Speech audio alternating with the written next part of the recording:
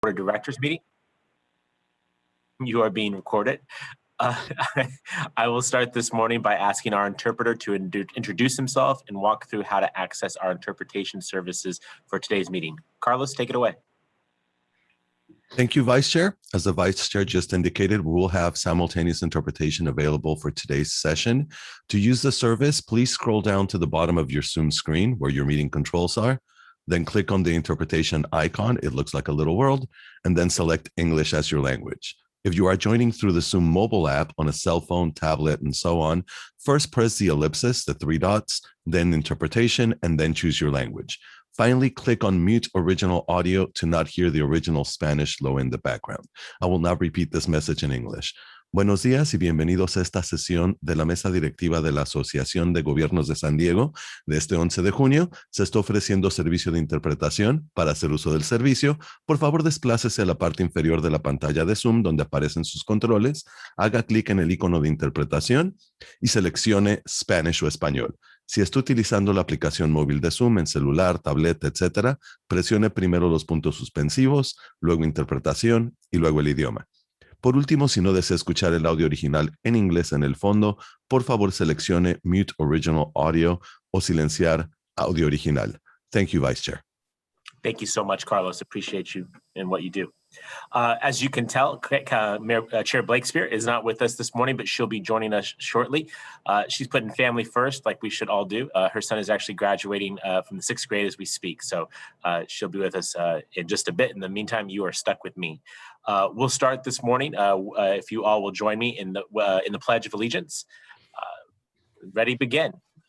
I pledge allegiance to the flag of the United States of America and to the republic for which it stands, one nation, under God, indivisible, with liberty and justice for all.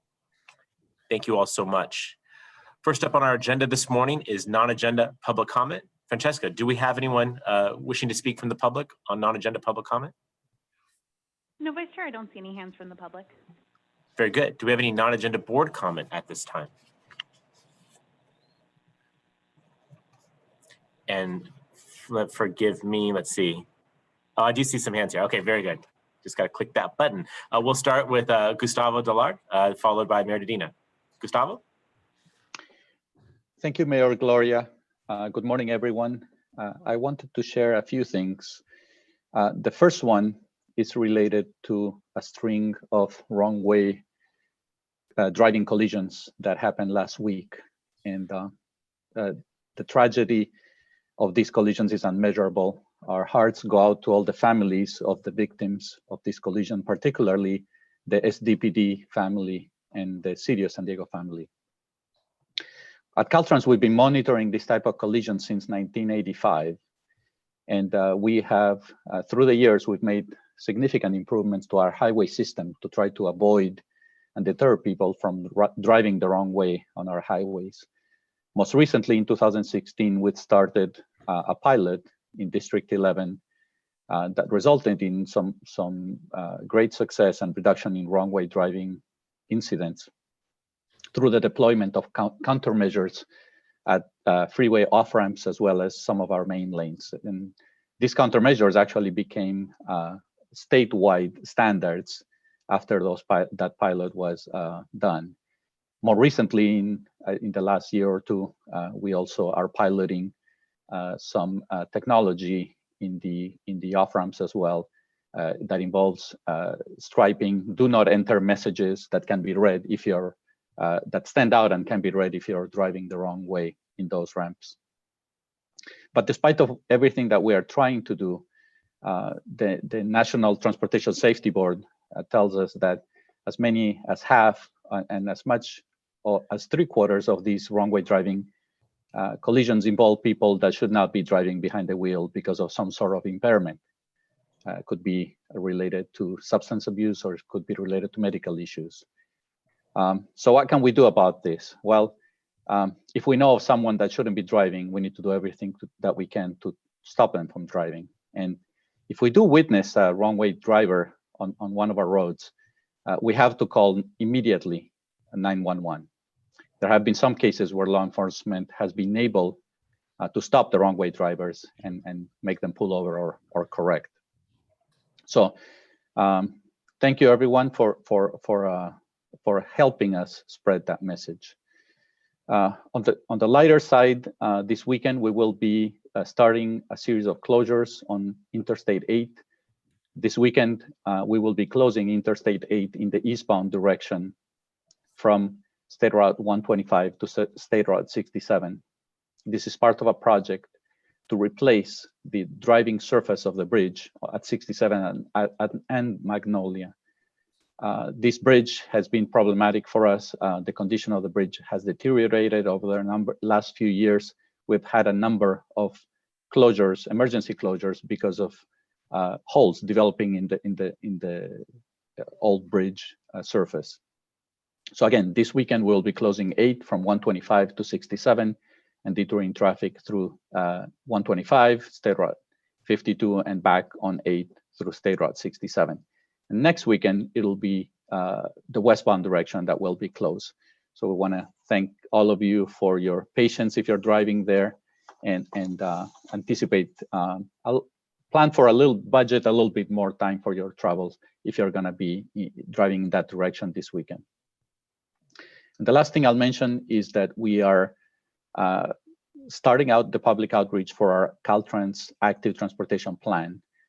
So you might see in some of our sidewalks and bike paths nearly 500 decals with QR codes that if you scan with your cell phone, it'll actually take you to a survey. So we're trying to reach out to the public, everybody that is interested in letting us know what the needs of the active transportation community are, either through scanning those QR codes, or we can make the actual link to the survey available to the rest of the board members and the public. So thank you for also helping us get the word out there about our Caltrans Active Transportation Plan. Thank you. Thank you, sir. Mayor Medina, followed by Mayor Sotelo-Solis. Hey, good morning, everybody. Hey, it's going to be a big beach weekend, but there's a big effort nationally and in San Diego to really educate people about water and pool safety tips. And if all of the mayors and all of the agencies can do everything they can to make sure that all of our residents are water safe, keep our kids safe. I think one of the #1 causes of death among children in the United States is drowning, and is completely preventable. So urge everyone first to make sure they go and stay at the beach near lifeguards. We have the world's best lifeguards on all of our coasts. They're awesome. Swim near a lifeguard. Don't go in after lifeguard hours, but more importantly, whether it's in a pool or a lake, make sure you watch your kids, encourage people to watch their kids, and put down their damn phones when you're with your kids. I can't tell you how many parents, in fact, I rescued a little kid in San Diego Bay. Mom was looking at the phone and the toddler went in the water. I was a lifeguard for about 12 years, made about 500 rescues. I've seen it all, and I've seen our lifeguards do it all, but this is a really critical time. We're gonna have lots of people at the beach and lots of people on water bodies, and God forbid we have any more drownings in San Diego like we generally do every summer. So that's it, but the most important thing is you're at the beach, thank the lifeguards and feed the lifeguards. They love that. So anyway, and let's thank all our lifeguards and all our water harbor patrols. We have great people that work on the water in San Diego at our pools and lakes, and we need to thank them as much as possible. So thanks.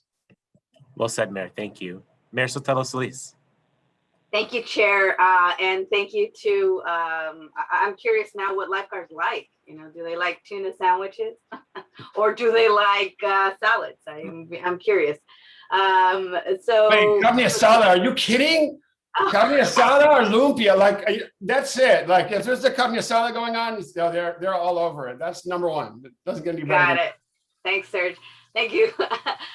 So 2 things. One is we move closer to the June 15th deadline or the reopening. I think we all should be cautiously optimistic, but still encouraging folks to get their vaccine. And I just want to give a special shout out to the County of San Diego, Governor Newsom, and a special shout out to the National City Fire Department. All have been all hands on deck with all of our vaccination efforts, as well as UC San Diego and all of our health clinics, creating those spaces so our communities can get those vaccines. And National City, very proud. We are at 33,273 people that have been vaccinated. getting us closer to that herd immunity magic number of 45,000 people. So let's keep the effort up. Again, vax to win. So who knows, maybe one of us could be the $50,000 winner. If you've already received that vaccine, we're all entered into the loteria, the lottery. So for those that do get vaccinated before June 15th are entered into that lottery, another incentive to get people vaccinated. And secondly, I want to give a special shout out to our chief, Chief Jose Tellez, who just the other day was on his way into work, heard a BOL, a be on the lookout, that there was a bad guy in the area of Kimball Park, and somehow that bad guy crossed his path. He stopped the guy, and no one was hurt, but he was able to make the arrest. And it was all caught on camera.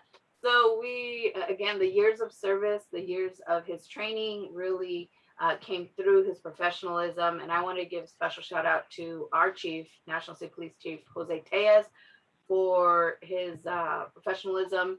No one got hurt, as well as him leading the charge, because 2 other suspects were arrested for the alleged break-in. And so, I guess this steps up the call to other chiefs in the region. Just saying, I don't know that any of them have gotten on camera making an arrest. So it was pretty cool. I just want to give them a special shout out. So thank you again, Mayor Gloria, for the opportunity. Thank you, Mayor. We'll move now to Councilmember Shu. Thank you, Vice Mayor Gloria. I just wanted to take note that in a little over a week from today will be Juneteenth, a celebrated day by the Black community, African American community, particularly from Texas. But I also want to note that is following up the information on vaccination. We are behind, particularly in San Diego, in terms of vaccinating the Black population.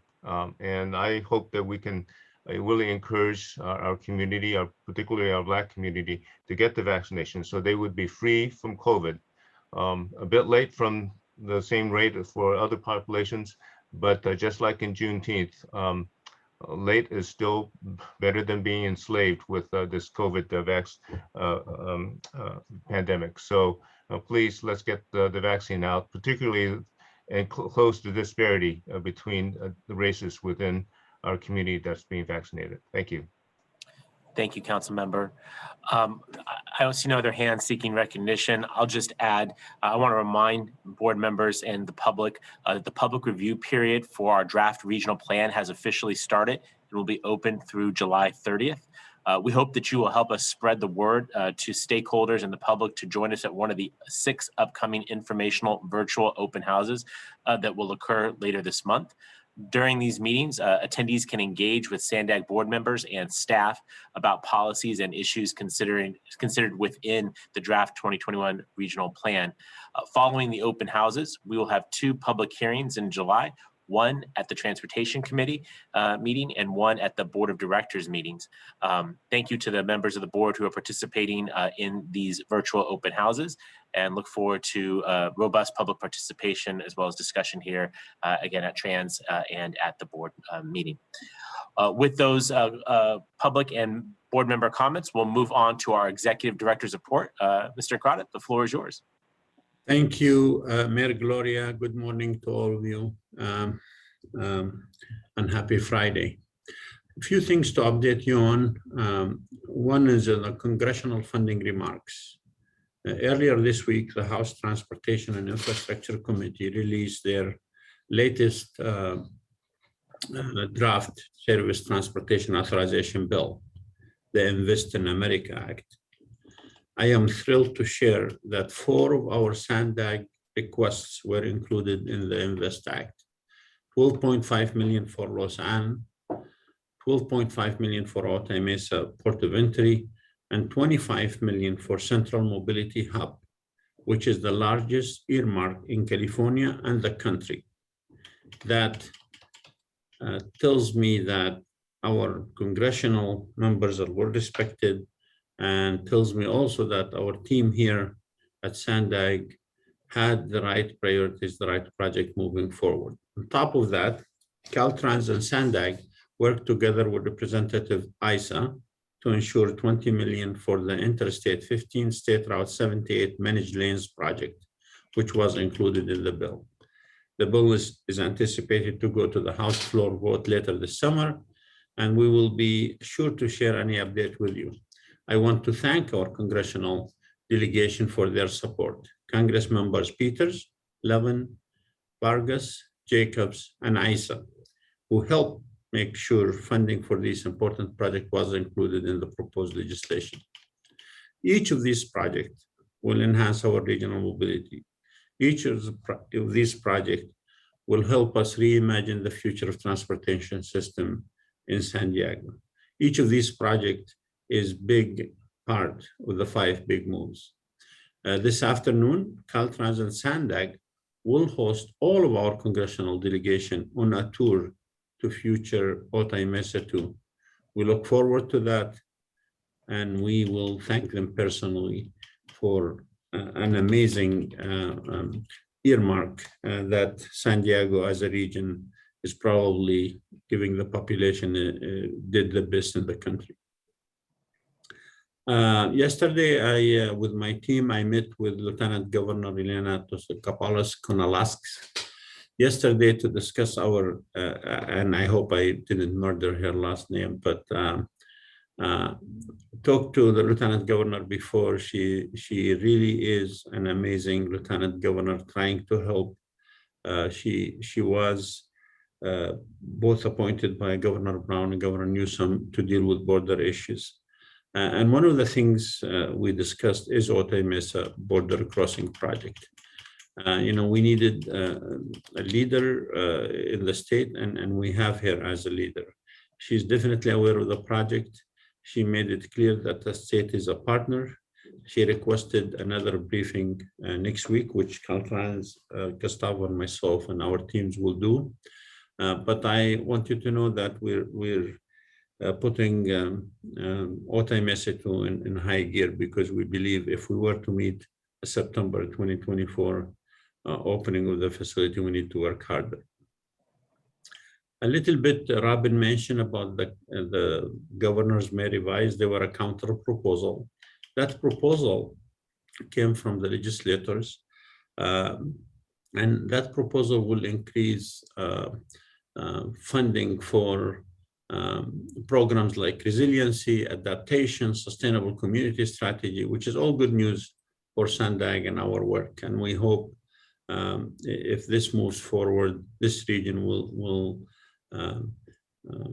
receive significant funding in all of these areas. Upcoming South County Transportation Project completion celebration next Thursday, Caltrans and Sandag will celebrate the completion of the 805 Sweetwater River Bridge Improvement Project in South County. We also thought it'd be a good time to recognize all of the transformational work we have completed in that corridor. And obviously more to come. Over the last decade, including 8 miles of carpool, high occupancy vehicle lanes, we are celebrating the East Palmer Street Transit Station, direct access ramp, and park and ride. Sandag Chair Blake Spear, our second Vice Chair Sotela Solis, Chula Vista Mayor Salas, and County Supervisor Vargas will lead this media. There will be a mid-course celebration of the VA Medical Center trolley station. As you know, the mid-coast is going to be opening later this year. You're going to see these beautiful red cars having a trial run this summer. This is the largest infrastructure project in San Diego's history. And this is what I ask all of you as leaders to highlight when you go on TV or talk to the newspaper about Sandag. Hundreds of projects under construction, because this agency brings not only the local funding, but the state and federal funding. This agency is about accountability, about trust. And I believe, and I'm sure you know what I know, people need to know that this agency is accountable, trusted, will tell the truth. So my hopes is when you go whatever media, you talk about the amazing thing that Sandag is providing for the 3.4 million San Diegans, not about fear-mongering issues that we're going to track people and charge people. That's not what Sandag is about. Sandag is about delivering future transportation project to reimagine the transportation system. As an example, is the Mid-Coast that's going to open this year. But the Mid-Coast is a big project. There is hundreds of other projects that this agency built, created jobs, made lives better. This agency never would compromise safety. When we had issues in Los Angeles, we jumped on it right away with our partners. This agency is about delivering a better future for San Diego. And I hope you reflect that in your comments to different media outlets. Thank you, Chair Gloria. That concludes my report. I'll be happy to answer any questions.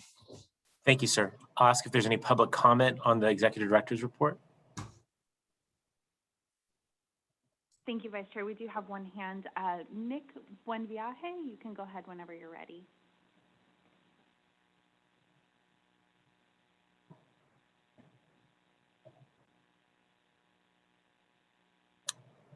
Nick, you're self-muted at the moment, so if you can go ahead and unmute yourself, you can start with your comments.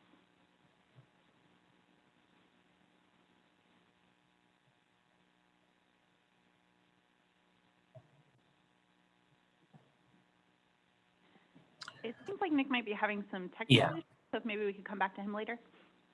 Sounds good. We'll go to members of the board. Let me pull that list up. I see Mayor Gasolin has her hand raised. Sorry, I had to find my unmute button there. Hassan, Executive Director, thank you for the leadership and thorough work in gaining consensus on a common vision with the guiding principles that you've exhibited. It takes constructive rather than obstructive leadership to do what you've done. In my 6 months here so far, I have seen only constructive intentions from the Sandag staff, and that constructive approach has resulted in a solid foundation for planning. This constructive approach in computer science, we actually call it bottom-up reasoning. The approach you've taken is, in fact, a type of AI algorithm, and it works. The earmarked funds for the San Diego region will ensure that the San Diego area plan is well done and aims to serve all of our needs equitably. So I want to ask for a clarification. The Del Mar Tunnel, the Miramar Tunnel, or Mira Mesa Tunnel, and the Carlsbad Trench together are going to be incredibly important for the Los Angeles corridor. To what extent do the earmarks touch on that planning? Thank you, Mayor Castro, and thank you for the compliment. We're just doing our jobs here, and I appreciate that. We'll involve all of them. We're actually trying with this earmark from the federal government, if it happens. This is still an earmark and the bill didn't pass, but if it does pass, plus some local funding that we're doing now in the study, we're actually gonna push hard for the state of California to provide $250 million, part of the governor's budget. So we could actually clear all of these projects you mentioned environmentally and design them. So we're shovel ready. And this is when we really are in a position to compete for the federal and state dollars. Let me just mention, every time we talk about this, people say, oh my God, this is gonna take forever. And it's not. I am telling this board that if we have the $250 million, we could clear this project and design it within a couple of years. And I think we're working with our state delegation, with our President Pro Tem. We're hoping that the state will make funds available. But this money will be included with this part to do the whole project that you mentioned, Mayor. Great, thank you very much. And again, well done. Thank you. Thank you, Mayor. I see no other board members seeking recognition on the Executive Director's report, so we will consider this item discussed and we'll move on to our consent agenda. Unless there are any questions or public comments, I'll entertain a motion on the consent agenda. Sotelo Solis, motion to approve. Thank you, Mayor. I believe that was a motion by National City, a second by Del Mar. Did I get that right? Yes. Fantastic. Thank you both. And just to be, I want to make sure there's no public commenters. I didn't see any hands raised. Francesca, are we clear? No, Vice Chair, no hands. Thank you. Fantastic. We'll go ahead and proceed with the vote. Thank you. Please proceed, Francesca. Thank you. For the City of Carlsbad, Mayor Hall. Aye. Thank you. For the City of Chula Vista, Mayor Salas.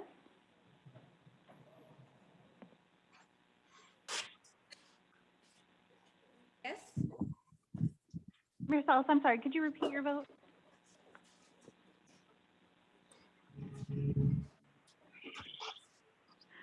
I'm going to come back to Mayor Salas. For the City of Coronado, Mayor Bailey. Bailey, yes.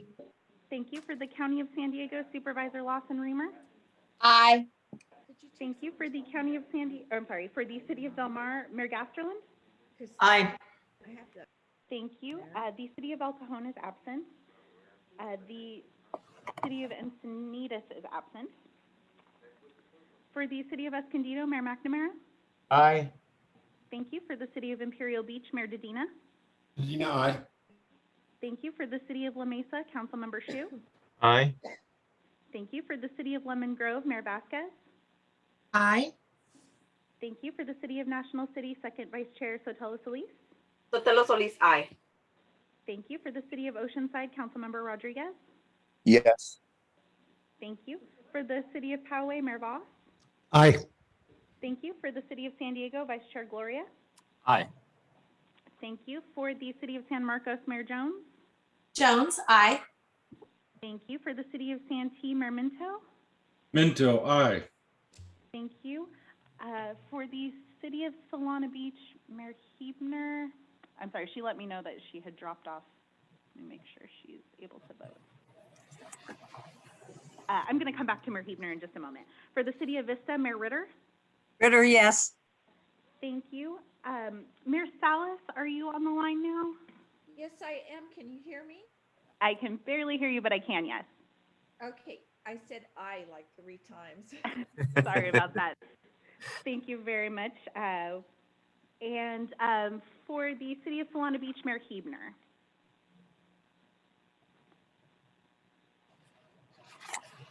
I think Mayor Hebner is still having some technical difficulties. If I'm able to connect with her, I will read her vote for the record. Thank you, Francesca. Thank you, and that does pass with those members present. Fantastic. I appreciate everyone's patience. More than a year into this, we continue to get by, right? We're all looking forward to September and be able to do this all in person again. Thank you very much. That brings us to the first of our reports this morning. It is an update on remote working in our region. Definitely a hot topic as we anxiously await June 15th and the removal of the colored tier system. We will give the floor over to Antoinette, Cindy, and Ray Major for their presentation.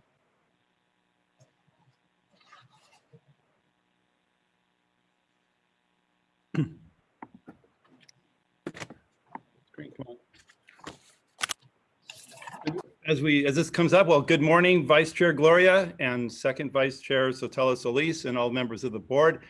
Today, I'm proud to co-present to you a survey that we fielded during the height of the COVID pandemic to understand remote work practices. And we wanted to survey both employees and employers to understand what the trends were and how this might affect not only our regional plan, but also some of our telework programs. This particular survey was fielded by the Data Science Department in conjunction with the Mobility and Innovation Department. And today I have with me Dr. Cindy Burke, who is the Director of Research and Program Management, and Antoinette Meyer, the Director of Mobility and Innovation. And the three of us will go over different aspects of the survey, but in general, what you're going to be hearing today is some of the survey methodology, results of the surveys, both from the employer perspective and the employee perspective, and what this might mean for Sandag and the region in terms of our telecommute program. So with that, I will hand it over to Dr. Burke. Good morning, everybody. I'm very excited to be here today. At our last presentation, when we shared this with the Transportation Committee, Dr. Tim McClarney from True North Research was the one who shared this methodology update. And like many individuals, he was unavailable to be here today because his daughter is graduating. So I am stepping in. Our department did work with him to do this survey. Just for background, Dr. McClarney has his PhD from Cornell. He didn't toot his own horn when he was here previously. They've done over 1,000 studies over a course of 20 years, often working with government organizations. And so really, we did want to ensure that we included the best and most rigorous methodology we could. As you know, Sandag wants to be a data-driven organization, and we want to make sure that we have the data to make our informed decisions here and also share that information with you. So getting into the survey methodology, we did surveys of both businesses and employees, and we did this in February and March. We did a mixed method design, which means that we wanted to ensure that we got a random sample of individuals. We focused initially in this first survey we did in San Diego County. We wanted to focus on both businesses and employees from that point of view. And we didn't want to do a convenient sample. Convenient sample surveys are easier to do, but the data that we get from it are not going to be valid and reliable. And we wanted to make sure we had the most appropriate answers that we had. We know from the Employment Development Department that there's over 146,000 businesses in San Diego County, and we were aiming to do a random survey of those 500 of those businesses, and we did exceed that number. The margin of error is 3.8%, and we know that with a 95% confidence level, which means that you can see that the plus or minus almost 4%. For the employee survey, we talked to over 1,000 employees. We did stratify data. We looked across the region and employees. We wanted to get a mix of age. People we talked to had to be actually employed at the time of the survey in February or March, and the margin of error there that we saw was 2.8%. Looking at the employee survey, data, when we want to look at it, obviously, we want to make sure that it's a random sample. There is going to always be people who may or be less or more likely to respond to a survey. So we often do things called weighting the data to take into consideration to make sure that the final data that we have and the frequencies that we are presenting in the data reflect the overall population we're trying to make conclusions and generalizations about. And so what you can see here is that for those employees that we talk to, for example, in the central region, there's 20% of employees live in the central area of the county. 20% of our survey respondents were from the central area. For age, you can see that 12% were 16 to 24. That's also reflected in our final survey responses. And then NAICS relates to the North American industry classification. It relates to what type of job they worked in. And you can see that they were very closely, after we did the weighting of the data, to reflect the employees in our region. Same for the business survey. Most of the businesses, about 61%, only have 1 to 4 employees in San Diego County. You can see that that's what our weighted sample looks like at the end. The Employment Center relates to our Employment Center analysis that we've been using as part of our regional planning process to understand where employees live and work around the region. And we wanted to take that into consideration as we did the survey. So you can see 12% of the businesses that we talked to were in the tier 1, the largest employment centers in Sereno Valley, Kearney, Mesa, as well as downtown. And then the industries also, again, reflected, for example, professional services, reflected 12% both of the population and the sample. So the entire report that we have is about 142 pages, and Antoinette and Ray are going to go into a lot more detail and some deeper dives with you, but I wanted to share some of the key takeaways from you just starting out so you have a context of the findings we're looking at. First, remote work policies and practices changed dramatically in response to the pandemic.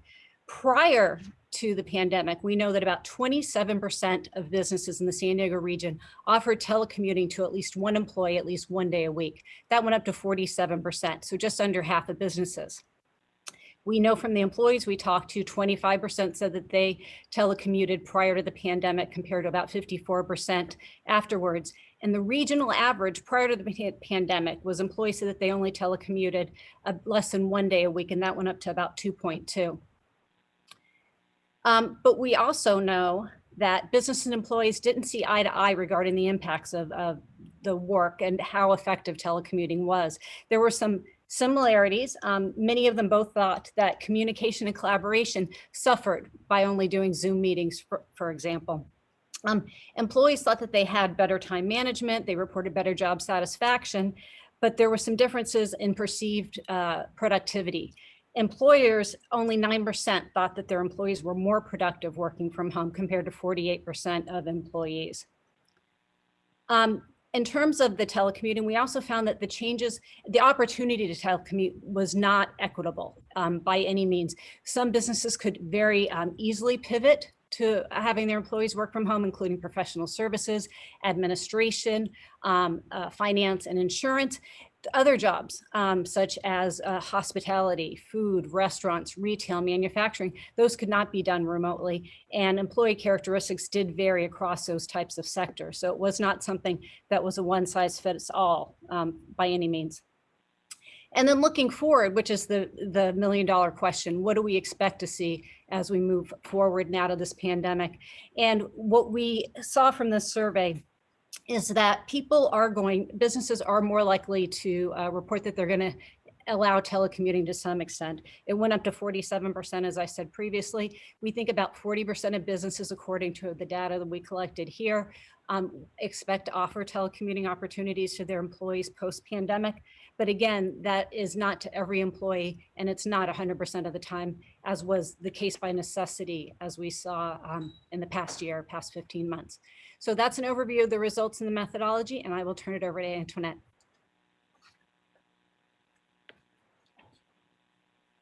Thank you, Cindy. Good morning, members of the board. It is a pleasure to be presenting to you live from the Vision Lab today. This is the first time I've presented live from the Vision Lab. Usually I'm speaking to you from my home office, and I cannot say how delighted I am to be back here working with my colleagues.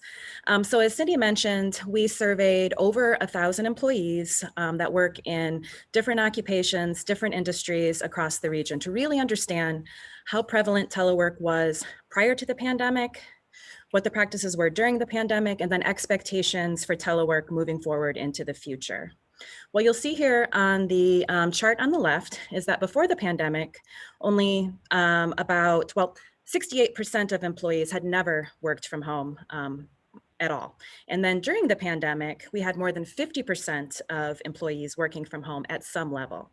Prior to the pandemic, 8% of employees worked from home exclusively. And during the pandemic, that jumped up to 33%. We also saw a pretty big increase in the number of employees working from home on a part-time basis, but we've divided that category up for you between the employees who work exclusively from home some days on an occasional basis, and those employees who split their days between home and the office. And this is an important distinction from a transportation planning perspective, because those employees who are splitting their days are still taking a trip into the office, and we're not reducing VMT from that telework day. This slide shows the primary commute mode of employees prior to the pandemic and during the pandemic. And what's interesting here is that most of the employees who were teleworking during the pandemic were drive-alone commuters prior to the pandemic, and other modes were largely unchanged. In terms of expectations for the future, employees are a little bit more optimistic about how much they're going to be teleworking in the future compared to businesses. So 44% of employees expect to work from home more than 1 day per week after the pandemic, but only 36% of businesses expect to have one or more employee working from home at least 1 day per week post-pandemic. And although more employers will be offering telework to their employees, it does not mean that every employee is going to have this opportunity, or that the employees that have the opportunity to telework are going to be doing it very frequently. So what you see here in the chart on the left is the percent of employees that will be working from home 1 day per week. In the chart on the right, the percent of employees that will be working from home 3 days per week. And about 15% of employers expect that 75% or more of their employees will work from home 1 day per week. And that drops to 10% of employees working from home 3 days per week. One of the reasons that employees might be a little bit more optimistic about their ability to telework in the future is this perception of productivity. So employees reported that they were more productive when they were working from home, but businesses didn't necessarily feel that way. Only 9% of employers felt like their employees were more productive. And not shown on this slide, but similar was quality of work. Employees felt like the work that they were producing was a higher quality from home than what they were producing in the office, and businesses didn't feel the same way. And this really isn't much of a surprise. I spent a lot of my career working in Sandag's transportation demand management program known as iCommute. iCommute works with employers across the region to develop commuter programs that reduce VMT. And one of the strategies that we promote to employers when it's appropriate is telework. And the biggest challenge with getting employers to embrace telework is this perception of productivity. Managers need to see their employees working to feel like their employees are working. There were some commonalities, though, between businesses and employees when it comes to the pros and cons of telework. So both businesses and employees reported cost savings. Businesses reported the ability to hire, attract, and retain quality employees. And this is probably because employees were feeling increased job satisfaction and better work-life management with the ability to telework. Both businesses and employees reported difficulty with communication and coordination and teamwork during the pandemic. And one of the reasons for this is likely poor internet connections. Both companies and employees reported technology challenges and internet connectivity issues. And then businesses reported that it was difficult to identify and manage poor performers, and they had some concerns about data security and sensitive information being accessed by employees who are working from home. So I'm going to hand it over to Ray Major. He's going to talk a little bit more about industry trends, and then he'll turn it back to me to talk about telework and how we handle it in the regional plan. Thank you, Antoinette.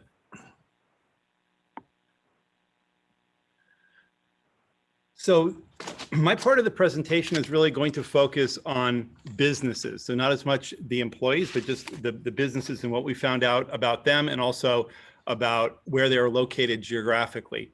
So prior to the pandemic, we saw that about 1 in 4 businesses offered some type of telework option.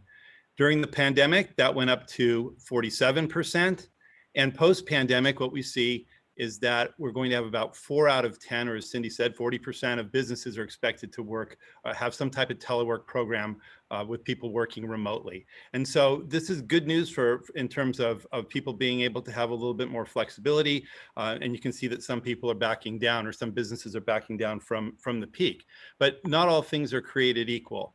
And so one of the things we wanted to understand is what industries within San Diego are most likely to telecommute. Because if you think about how industries are distributed throughout the region, a lot of them cluster together. And so by using this type of data, we can start to determine what areas may have a more significant population of people teleworking, and therefore potentially reducing VMT in that particular area. But when we take a look at these 4 categories that are on the screen right now, they show you the pre-pandemic in blue. It shows you during the pandemic in purple, how many people telecommuted, or businesses allowed people to telecommute. And then the green bars show the post-pandemic in terms of what the businesses are going to allow. And what you can see is that there is some change. These are the industries that are going to change the least going forward. So real estate and rental leasing, for instance, although they were at 27% before pandemic, they went up to 47%. Looks like they want all of their people back in the office. But you see that there's some improvements between 5 and 9% for the other industries that are listed here, healthcare and manufacturing. And this makes sense in the sense that these healthcare and manufacturing both require somebody to be physically in either a manufacturing firm or in a hospital in order to be able to give treatment. So this makes some sense. These are the industries within our region that have some type of moderate change. And what we see here is that somewhere between 12 and 18% increase in teleworking in areas like accommodations and food services, retail trade, wholesale trade, administrative support, waste management, et cetera. So again, the survey question asked the percentage of businesses by industry offering telework at least to 1 employee. And that's why you may see certain things that, like in food services, it's probably not the servers who are teleworking, but it could be the accountant or an office manager or somebody who might be teleworking. When we take a look at the industries in the region that have the greatest change post-pandemic, you'll see that that's professional, scientific, and technical, and you'll see educational services, finance, insurance, and then the arts, entertainment, and recreation. The interesting thing is professional, scientific, and technical had the largest number of people teleworking before, and that's going to increase even more, potentially staying almost where it was during the pandemic.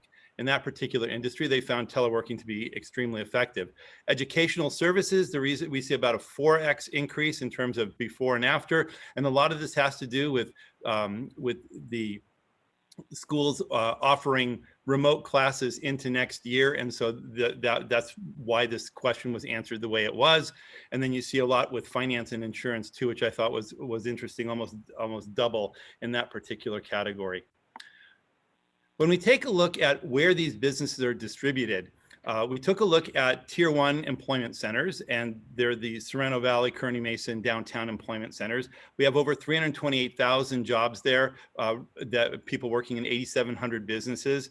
And the one thing to note is that people driving every day to work to these areas create 8 million vehicle miles traveled per day. And so part of what we do in the regional plan is try to reduce the amount of vehicle miles traveled. We can target these type of areas. So let's see how things lay out in these particular areas. The bar chart shows you the distribution of the type of businesses that are in all Tier 1 industries, but these differ in each one of the 3 Tier 1 industries. So when we take a look at Serrano Valley, Serrano Valley is really dominated by professional, scientific, and technical services, along with state government education. UCSD is there. There's a lot of healthcare, et cetera. And you can see that those are some of the industries that had the greatest ability to telecommute. So Serrano Valley probably has a high propensity to have more people telecommuting going forward. When we take a look at Kearney Mesa, we see that they have moderate and some, but in a lot of cases, like for instance, manufacturing and healthcare, there's going to be very little change. And then we take a look at downtown, and we can see what's happening in downtown, which is dominated by food services, local government, and accommodations, or hotels, motels, along with some professional and scientific and technical services.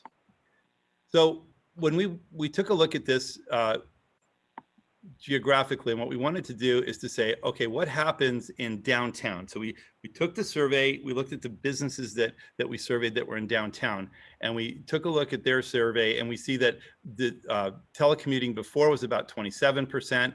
After, it looks like it's going to be about 65%. So a 38% potential increase in telecommuting. This map shows you where the employees who work downtown actually live. So there should be some reduction in VMT from these people. The next one that we're looking at is Serrano Valley. This is the Serrano Valley area, an increase of about 14% in telecommuting. And you see here's the distribution of employees that work in Serrano Valley. When we take a look at the Kearney Mesa area, we see that there's going to be about a 25% increase in telecommuting. And these are the distribution of people working in the Kearney Mesa area. The reason that you see dots all over the map is that these 3 employment centers are the largest in the region, and they do draw from the entire region in terms of employment. And the last set of bars shows you the non-tier 1 areas. And so what this really kind of shows is that where the businesses are clustered the most, which are our employment centers, we're going to have 2 to 3 times as many businesses that may be able to telecommute in those particular areas. Hey, Jeff. So with that, I'm going to hand it back to Antoinette Meyer. All right, thanks, Ray. So let's take a closer look now at who can telework in the region and how telework changes travel behavior. These are 2 factors we consider when we are estimating the % of employees that we expect to be working from home in the future. So telework is one of the strategies that we account for in our regional plan and sustainable communities strategy. It helps us to meet our vehicle miles traveled and greenhouse gas reduction targets. And we are anticipating much more telework growth than we have in any other regional plan for the 2021 regional plan. But we do know that there are limits to the number of people who can be working from home. So to help us with this telework target setting process, our senior economists did an analysis of the jobs in the region that are conducive to telework. And what we found is that 39% of occupations are conducive to telework in the region. This is a little bit higher than the national average, which is 34%. But something that's really important to keep in mind here is that just because a job can be worked from home in theory does not mean that it will be worked from home. This is a business decision. Managers decide who gets to work from home, when, and why, and there's a lot of factors that go into that decision. We also did an analysis of the occupations that are considered essential jobs in the region. And if you recall, early in the pandemic, certain types of jobs were defined as essential: grocery store workers, healthcare support, transportation services. And there are far fewer jobs, essential jobs, that are conducive to telework. So one of the studies that really informed this analysis was a study that came out of the University of Chicago's Booth School of Business last June. And what they found is that the teleworkable jobs are higher paying jobs in professional services. So architects, engineers, employees working in computer science, managers, their positions are much more suitable to home work. However, jobs in the service industry, transportation, healthcare support are less likely to be able to be done at home, and these tend to be lower wage jobs. Our survey results are very consistent with the national study. What you see here is that over 90% of architects, engineers, and employees working in the sciences have the option to work from home, but employees working in construction or maintenance, repair, or healthcare support don't have the option to work from home as frequently. Also, similar to the national results is the relationship between income and the ability to remote work. So in our region, just 36% of employees living in households that earn less than $25,000 a year had the option to work from home on average 1 day per week during the pandemic, while 71% of employees living in households earning more than $100,000 per year were working from home most of the time. And white and Asian employees are much more likely to work from home than Hispanic and Black employees. A common misperception is that teleworkers don't drive much and don't produce a lot of VMT. And our own regional household travel survey, as well as the national household travel survey, shows us that teleworkers actually make a lot of discretionary trips, things like shopping, dropping the kids off at school, socializing, going out for lunch. This is probably because they don't combine a lot of their errands with their commute trip, something that we call trip chaining. So looking at teleworker trips in the chart on the left and teleworker VMT in the chart on the right, you'll see that those who work from home permanently actually make the most trips, but their VMT is still a little bit lower because those tend to be shorter trips near their home for things like, shopping, going to the grocery store. Occasional teleworkers also generate a lot of trips and produce quite a bit more VMT than you might expect. But this isn't so surprising when you take into consideration that commute trips make up 30% of the trips in the region. So there's a lot of other activities that teleworkers are doing on a daily basis.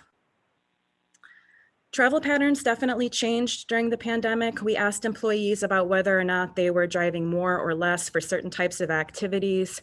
And it's no surprise that they were driving much less for social events or taking their kids to school or after school activities or driving for work, but they were taking advantage of online shopping and having packages and food and groceries delivered to their home much more. So while they may not have been driving to run those errands, they're still generating trips and VMT by having those deliveries brought to their home. And that explains why VMT is going up in the region, and in some corridors is nearly where it was prior to the pandemic. So this chart shows the change in weekday VMT on our major highways in the region compared to that same time period in 2019. And you'll see that in May, it actually went back down a little bit. We're 17% below where we were in May of 2019, but it really varies by highway. So the 805, for example, is only 9% below where we were in 2019 compared to the 163, which is 25% below where we were in 2019. And what you don't see here is weekend VMT, and that is actually up quite a bit. So we're about 19% above where we were in 2019 for weekend VMT. So telework is still an important strategy. There's potential for more telework. Employers are comfortable with it, and we have several initiatives underway to support continued telework growth. So our TDM program, iCommute, recently launched a telework assistance program. Any employer in the region is eligible to participate. They get no-cost consulting services with developing or refining their telework policy, doing training of managers and employees, and we would really like your support with promoting this to companies within your jurisdictions. We also are in the process of developing a digital equity strategy and action plan, which will expand and improve high-speed broadband service across the region. Both businesses and employees reported problems with poor internet access while working at home during the pandemic. So our digital equity strategy will help to build out that broadband infrastructure that's needed to improve the connectivity that will make remote work a more viable option for employees in the region. So we have just thrown a lot of data at you. I'm sure you have questions. So I'm going to hand it back over to the vice chair to start the Q&A, and Ray, Cindy, and I are here to answer any of the questions that you might have. Thank you for your time. Antoinette, Cindy, Ray, thank you for the presentation. I think we've all anecdotally observed some of this stuff. It's great to see some data behind it. Before going to board member discussion of this item, I'd like to ask if there's any public speakers. No, Vice Chair, I don't see any hands. Okay, very good. We'll turn to members of the board. I see Mayor Sotelo-Solis' hand is raised. Mayor, please proceed. Thank you so much, Vice Chair Gloria. So my question, I have two for you. One is, were municipalities part of some of the data collection?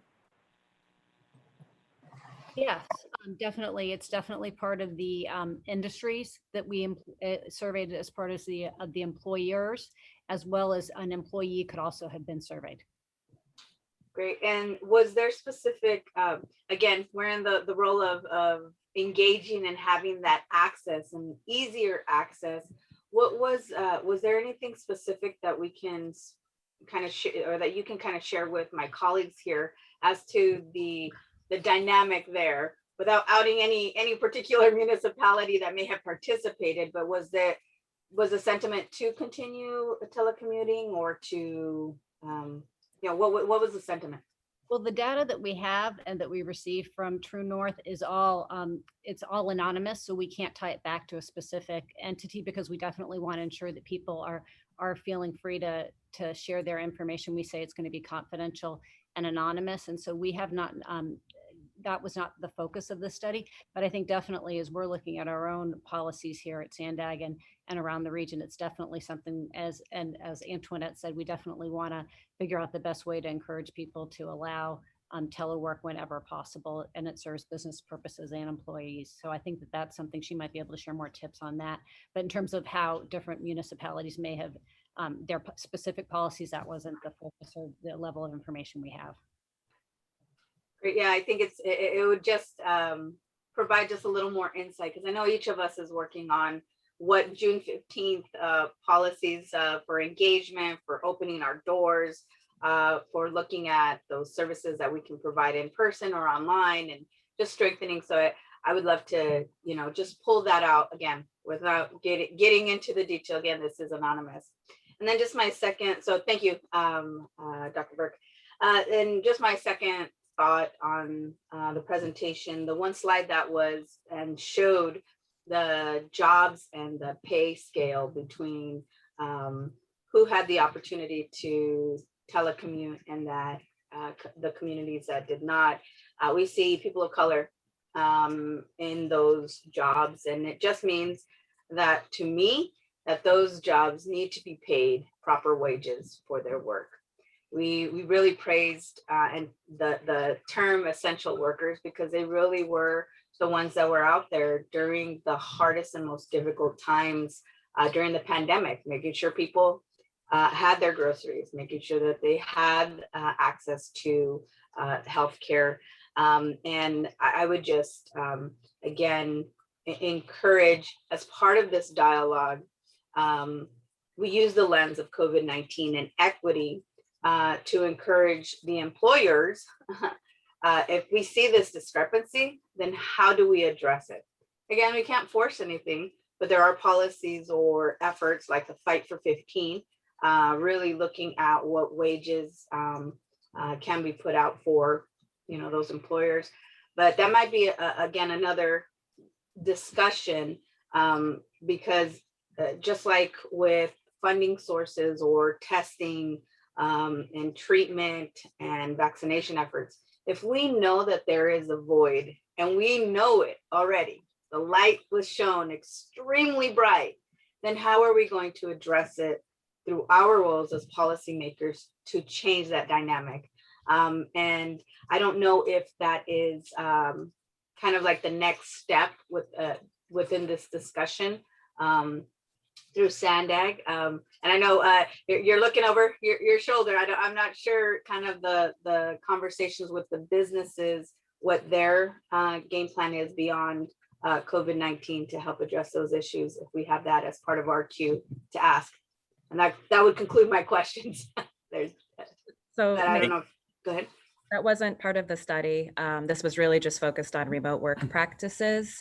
I don't believe that we have any studies lined up to look at wages. I was looking over my shoulder at our chief economist here, Ray Major, though, because he would know better than I. Well, yes. So what Antoinette has said is true. Is what we were trying to understand with this particular survey is the impact of COVID on telework and how that may impact our region.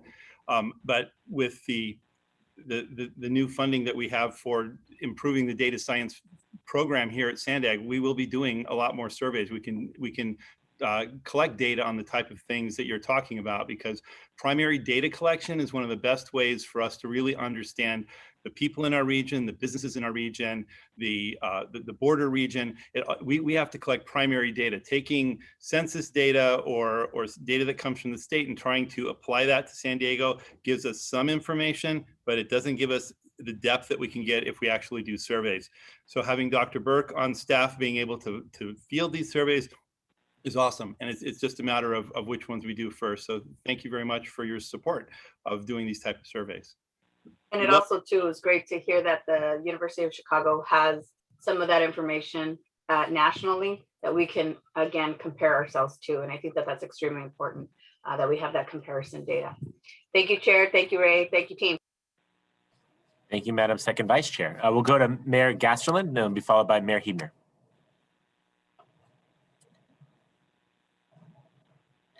Terry, I think you're on mute. Well, I know you're on mute. Sorry about that. Okay, I have two data questions. On one slide, you talked about 39% of occupations are conducive to teleworking. And another bullet was 64% of occupations are essential, of which 42% are not telework possible.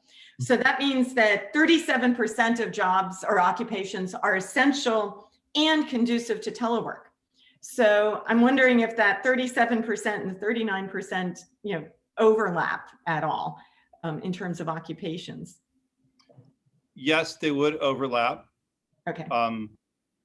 You have to, I think one of the things that we need to be careful about is understanding what the definitions are. So teleworkable occupations look at, you can have a business, for instance, that has some jobs that are teleworkable and other ones that are not within the same business. When we look at this from an occupational perspective, the definition of essential worker was something that was created during the pandemic because of a very unique situation where we took a look at things like grocery workers as being essential workers because they were on the front line. And so that aggregation is a little bit different than we've seen anywhere else before. So there's probably some overlap in those, yes.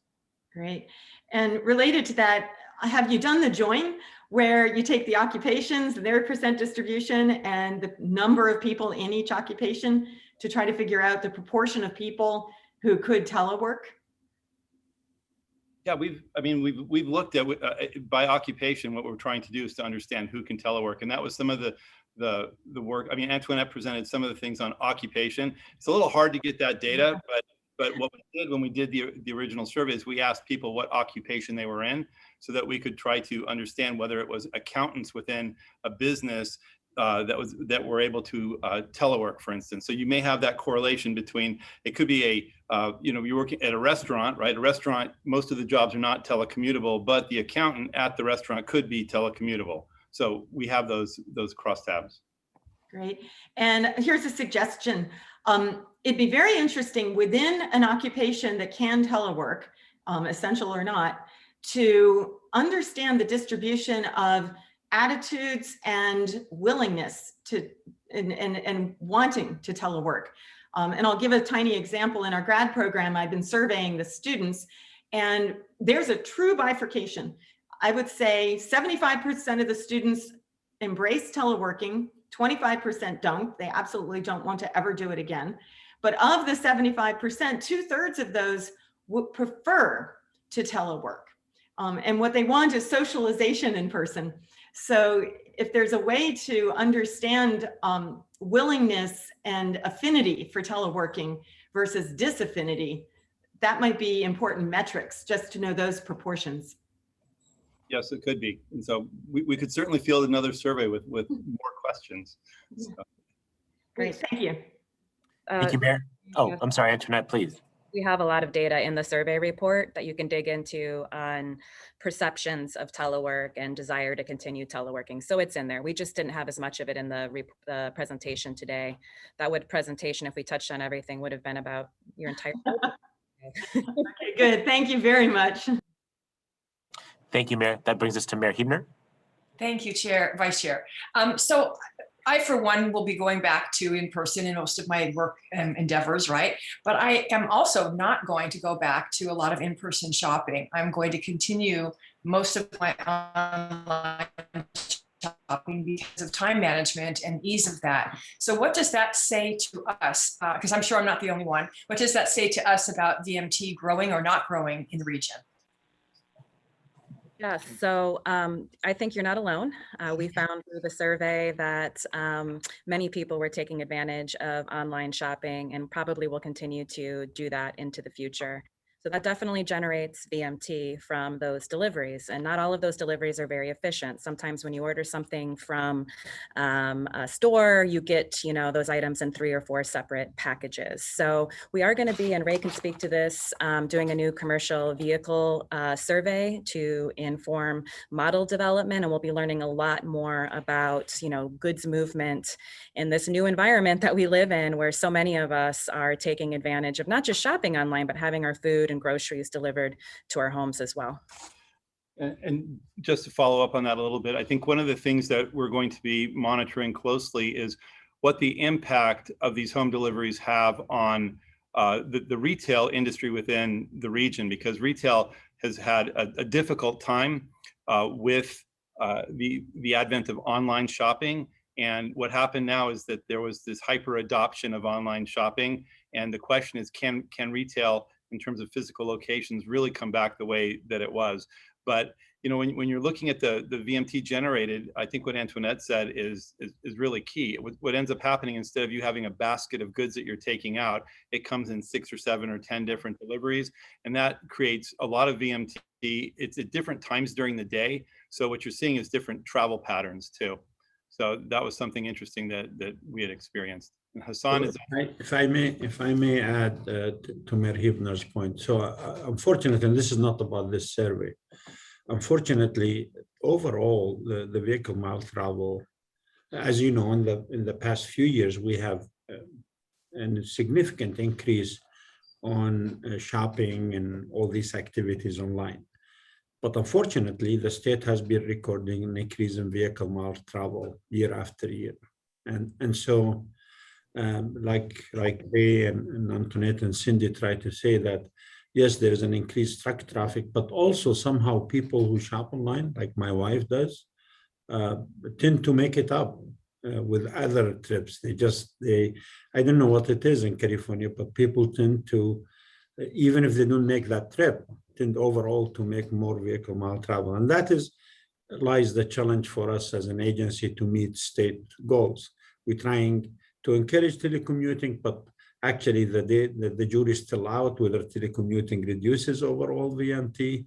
I mean, we're trying every tool in the toolbox to make sure we meet these goals. But that's a great question, Mayor Huebner, in terms of what kind of policy, especially for goods movement and passenger movement, we're going to do given the internet use increases. Because it seems to me the reason that we are, as an agency, are required to reduce VMT is to encourage a growth in the urban centers and not sprawl growth.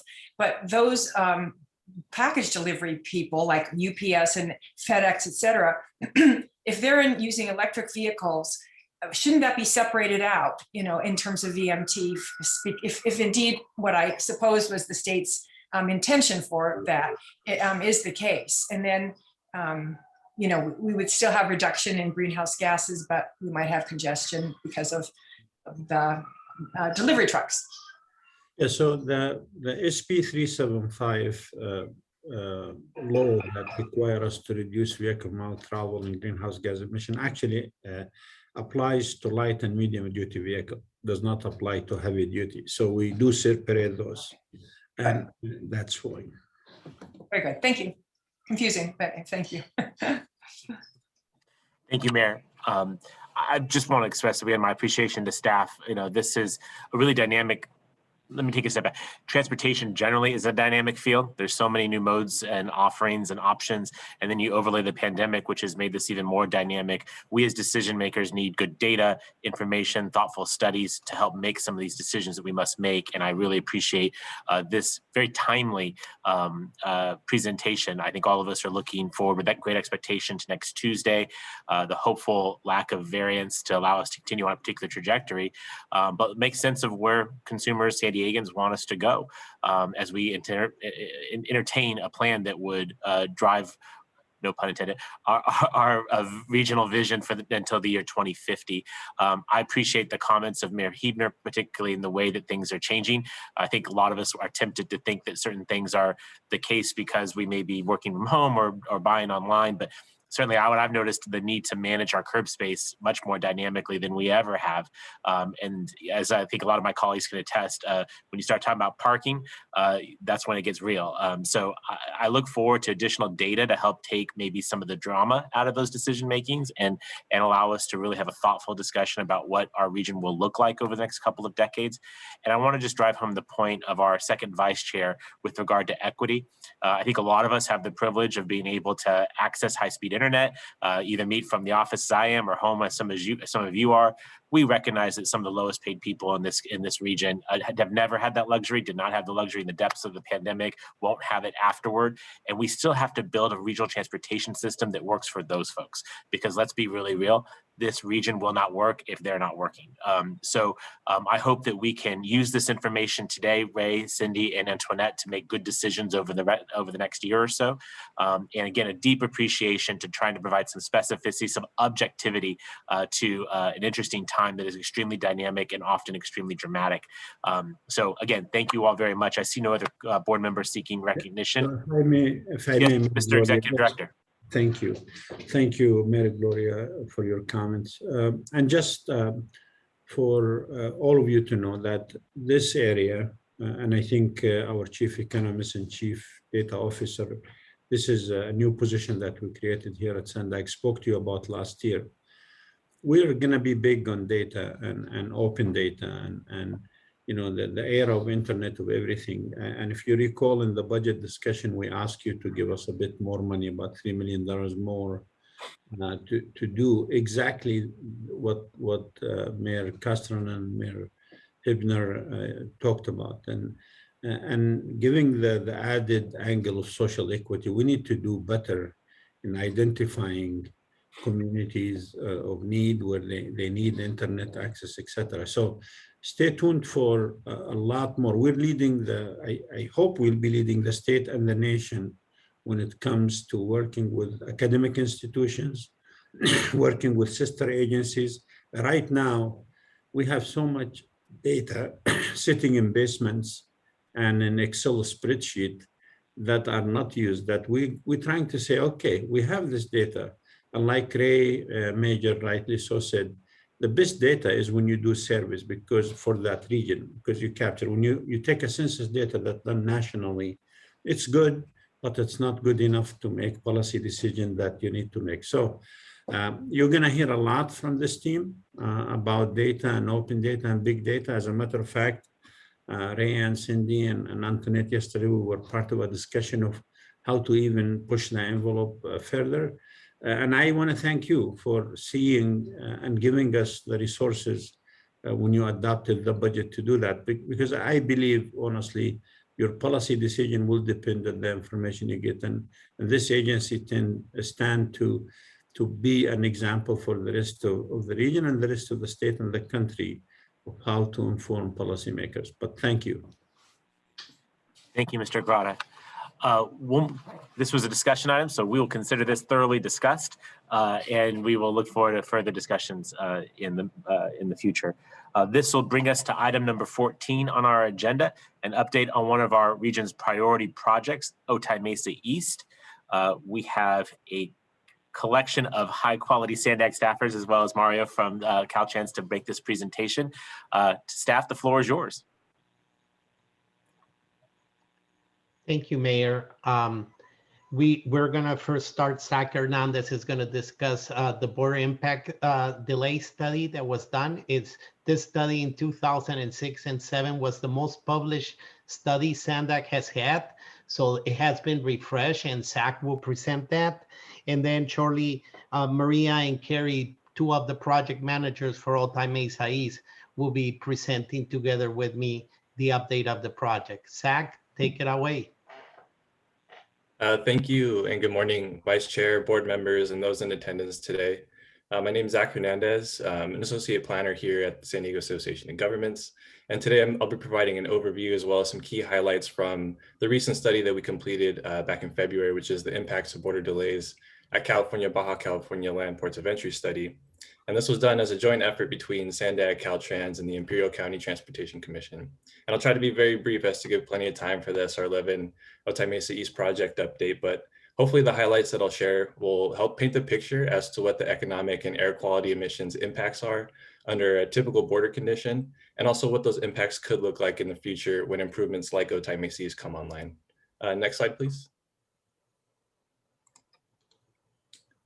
So some of you may know, as Mario just mentioned, Sandag completed a study back in 2006, 2007 that estimated the economic impacts of delay through San Diego County POEs.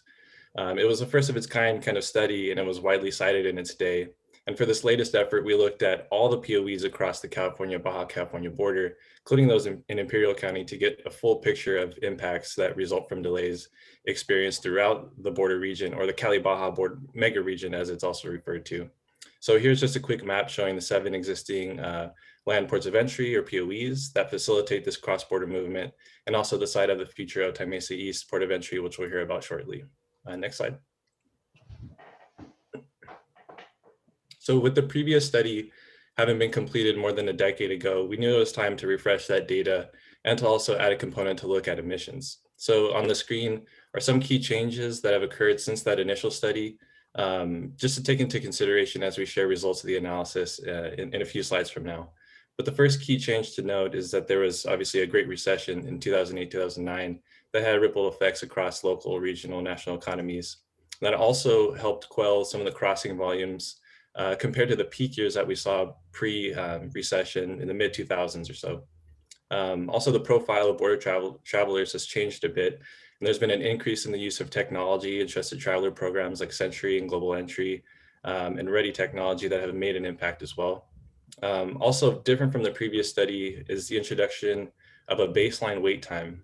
And basically what that is we work directly with CBP to account for essentially a minimum amount of time that it takes officers to verify your documents, ask questions, et cetera, before granting access into the US. So that's a key difference.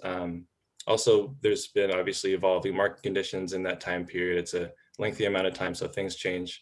And the last one is pretty key for today's discussion, and that investments made in border infrastructure in that period, especially in recent years, have improved capacity at our border, at our ports of entry. You can see the modern looking facilities in the photos down below. That's Calexico and San Ysidro. So that's some good news. Next slide, please. Just as a really brief note on the mechanics of the analysis that was done, this study's base year was 2016, and the major data collection and structuring of the methodology all took place between 2016 and 2017. And in that period, we compiled a substantial database of over 10,000 survey responses and wait time measurements that helped really ensure that various inputs going into our model and our analysis were robust. You can see the photos there on the screen were from some peer reviews that we held to gather input from experts in government, industry, academia, from both sides of the border.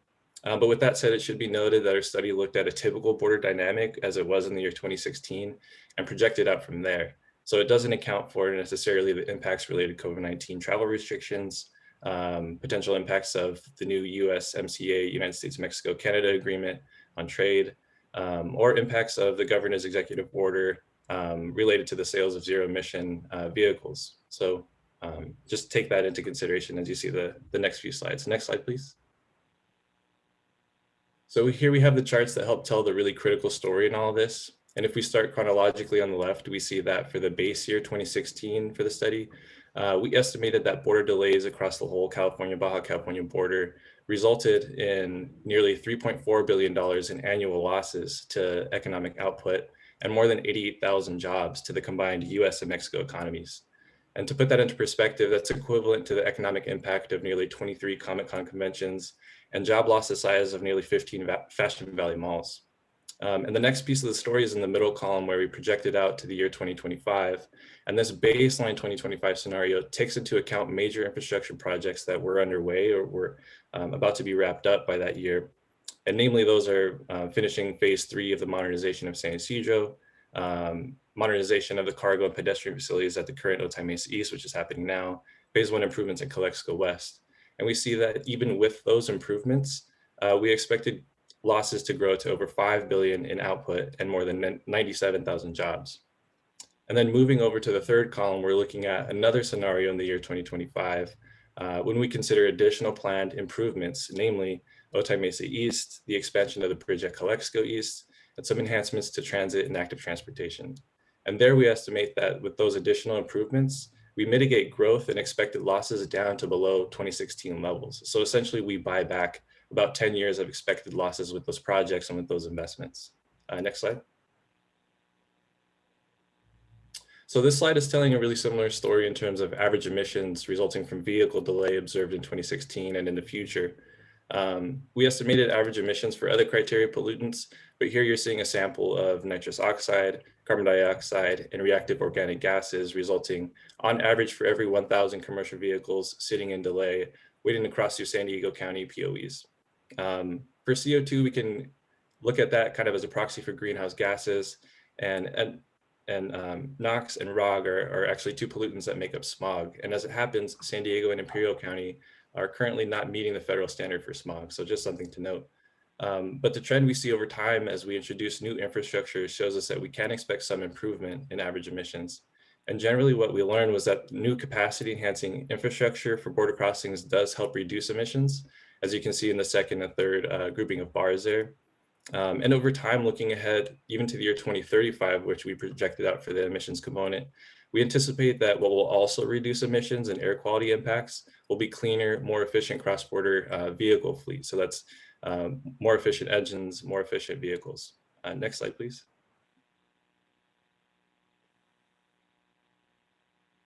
So to almost wrap up, the study laid out some recommendations that run the gamut of what we can do as a region to make crossing the border easier. And the list you see on the screen also echoes state planning goals and objectives and closely parallels what we saw come out of the other border planning effort, a real milestone border planning effort that was just completed recently, which is the 2021 Border Master Plan, which was led by Caltrans and was completed in February in the same timeline as this study. Next slide, please. So with that, I'll conclude my remarks just by mentioning that we have a project webpage on sandag.org. You can see the link up there. You can find the analysis, the findings and recommendations in our 3-volume final report. So make sure you have plenty of time to read through that. But you can also find really helpful materials, including an executive summary in English and Spanish, a fact sheet, study FAQ, and a really great 2-3 page summary doc, which is called an info bit. There's actually a link to the staff report on today's agenda, so you can find it there too. But also here's a contact info for Rachel Kennedy, the project manager, and myself. So please reach out with any questions as you check out that webpage and the final report. But from there, I'll pass it on to Mario to introduce the SR11 Otay Mesa East team. Thank you, Zach. Hey, Mario, before you introduce the next team, I just want to acknowledge that our chair has joined us. So I'll be turning over management of this meeting to Chair Blakespear, but please proceed with your presentation. Thank you, Mayor. Okay, so we're going to go to the next slide. We're going to begin with a video just to spice it up and wake you guys up a little bit here. And then Maria and Carrie, especially Carrie and Maria, will take it over and I'll close it. So go ahead with video production and Maria, take it away after that. Millions of people travel through San Diego County's 3 land ports of entry each year. Over the past 10 years, the number of travelers driving across the border in San Diego has increased, which has led to longer wait times at the border. Whether you're traveling for work, family, vacation, or commerce, wait times can often be up to 3 hours or more at peak travel times. All of those idling vehicles emit carbon dioxide and other greenhouse gases, which affect climate and air quality for border-adjacent communities and the San Diego region. In fact, today, border delays at Baja California land ports of entry result in an average of 457 metric tons of carbon dioxide emissions daily. That's the equivalent of nearly 100 passenger vehicles driven for 1 year. That's why Caltrans and Sandag are working with state and federal partners in the US and Mexico to create a new port of entry that will reduce these greenhouse gas emissions while also enhancing regional mobility, fueling economic growth, and bolstering binational trade. The new Otay Mesa East Port of Entry, which is one of our region's priority projects, supports the 5 big moves and will help enable fast, predictable, and secure border crossings. Innovative features like variable tolling along State Route 11 and interchangeable primary inspection lanes will help provide an average 20-minute wait time to cross the border at Otay Mesa East, while also decreasing times by as much as 50% at the existing ports of entry. This means significantly decreased idling times, which leads to decreased greenhouse gas emissions, helping to improve air quality and supporting California's climate action goals. Air quality monitors will also be installed and operated by a non-governmental organization to track emissions and air quality impacts of border waits, further helping to support local climate action goals. The addition of State Route 11 and the Otay Mesa East Port of Entry will create a clean, green, and smart system that provides new travel choices, protects the environment, contributes to healthier communities, and stimulates economic growth for the benefit of our binational region.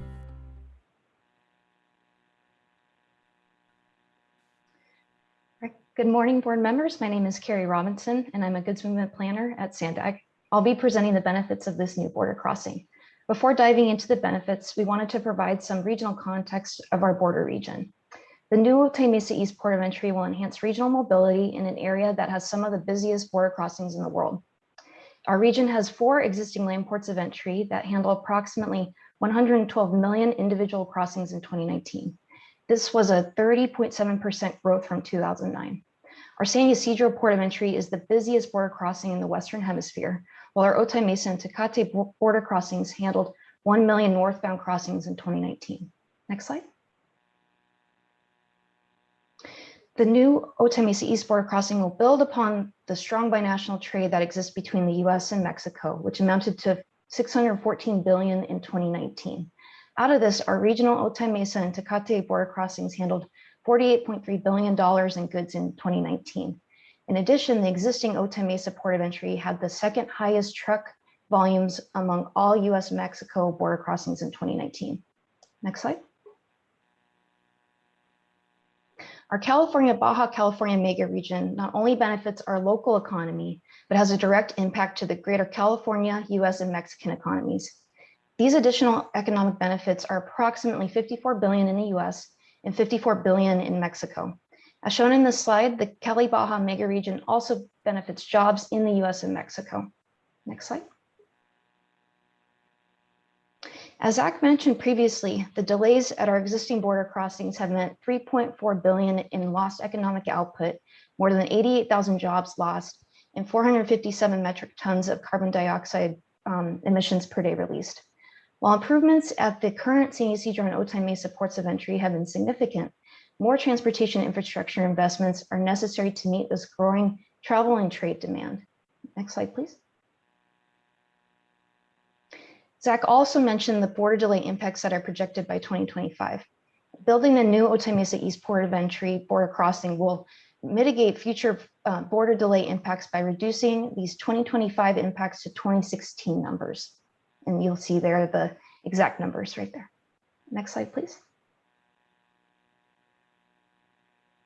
So given this border context, we wanted to highlight some major benefits of the new Otay Mesa East port of entry.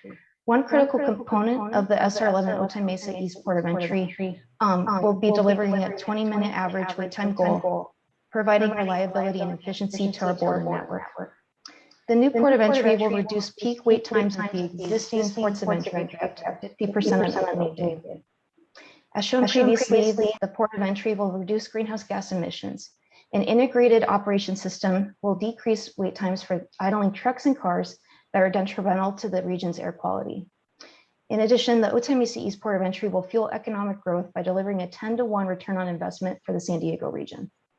The Otay Mesa East port of entry will also enhance regional mobility. The border crossing will have interchangeable lanes that will shift based on demand between passenger and commercial vehicle lanes, which will maximize efficiency and improve mobility to guarantee an average 20-minute wait time goal.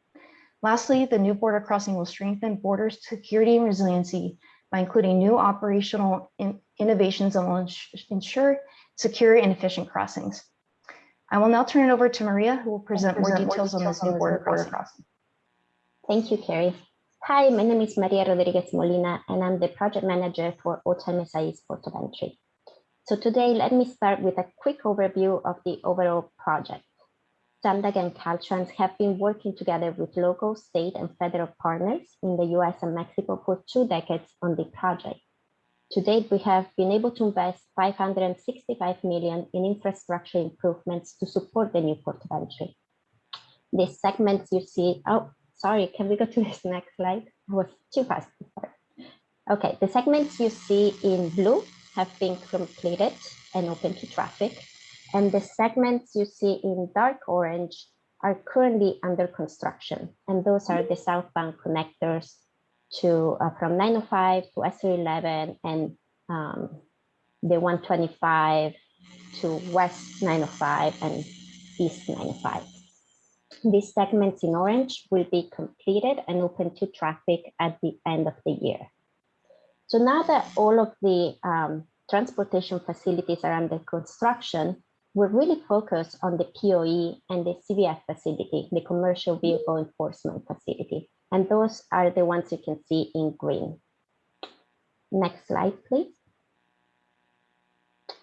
The backbone of the project is its intelligent transportation system that through the use of variable tolling will be able to maintain the average 20-minute wait time that Kerry was mentioning before.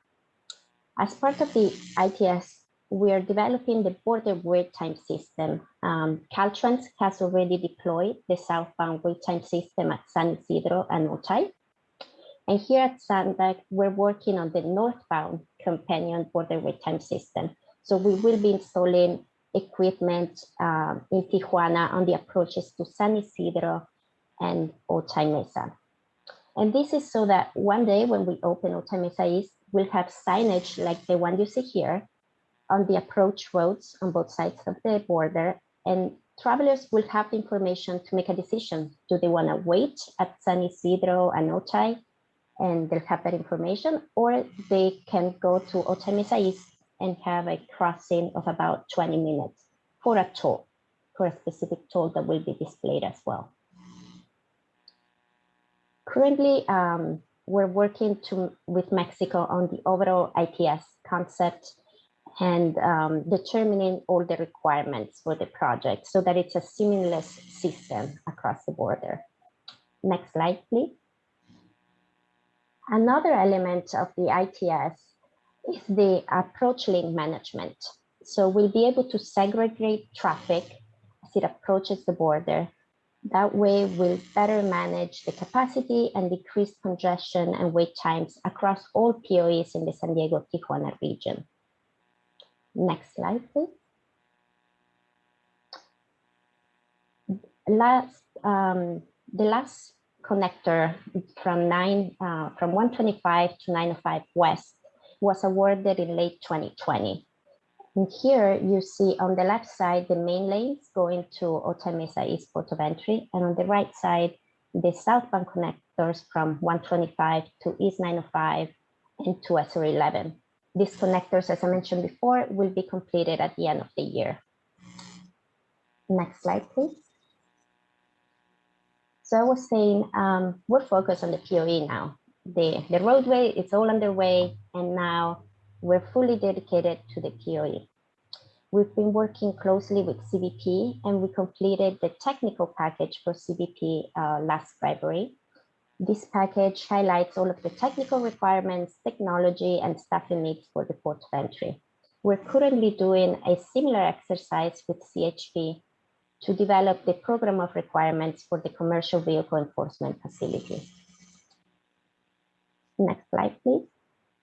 So here we wanted to highlight the elements that we're working on. So we're working on the site preparation. We got a grant from SB1 TSEP grant for the site preparation on utility relocation, bringing new utilities, and doing some of the drainage required for the project. Next, we need to focus on the tolling system and the ITS, the facility itself for the POE, the technology that will be needed for the POE, and the CBF facility. Next slide. Well, thank you, Maria and Carrie. So one of the questions that always comes up is, you know, in a border crossing, it takes two to tango, right? And where's Mexico? So the Mexican government has hired a project manager that we're working with them. They're designing their roadway and their connections, and they're also working on bringing up their designers for the port of entry. They also have already evaluated 70% of the properties that they will acquire. And what we're being told is that they made or are in the process of making the offers to acquire those properties, as they have $40 million in their budget for right-of-way acquisition. In June 28th, we are expecting to sign a memorandum of understanding that sets up the key technical basis and understandings to move forward with this project. And some of the key features on this memorandum of understanding is we agree with Mexico that there's going to be one single toll location, both northbound and southbound on the US side, and that we will be sharing those revenues to a determined amount. You know, we still don't know what that percentage will be. That's the next phase of negotiations. Maria discussed the ITS functionality and all the plans that we're doing. So that's key for this project. Technology is going to be key. Technology for the future is going to be key. And therefore, we need to have those joint ideas on how we're going to manage the ITS systems. The MOU also spells out what Mexico's paying with public funds, what we've paid with public funds, and what they're endeavoring to pay with their with the toll revenue sharing that they have, their portion, and what we're endeavoring to pay. In our case, it's the port of entry. In their case, is the roadway. They're paying with public dollars for the port, for their port of entry and their right of way. And the major element of the agreement also is we are putting a goal on both teams to open this facility late 2024. So that's huge. So that's where we are with Mexico. Can we go to the next slide? So what's next?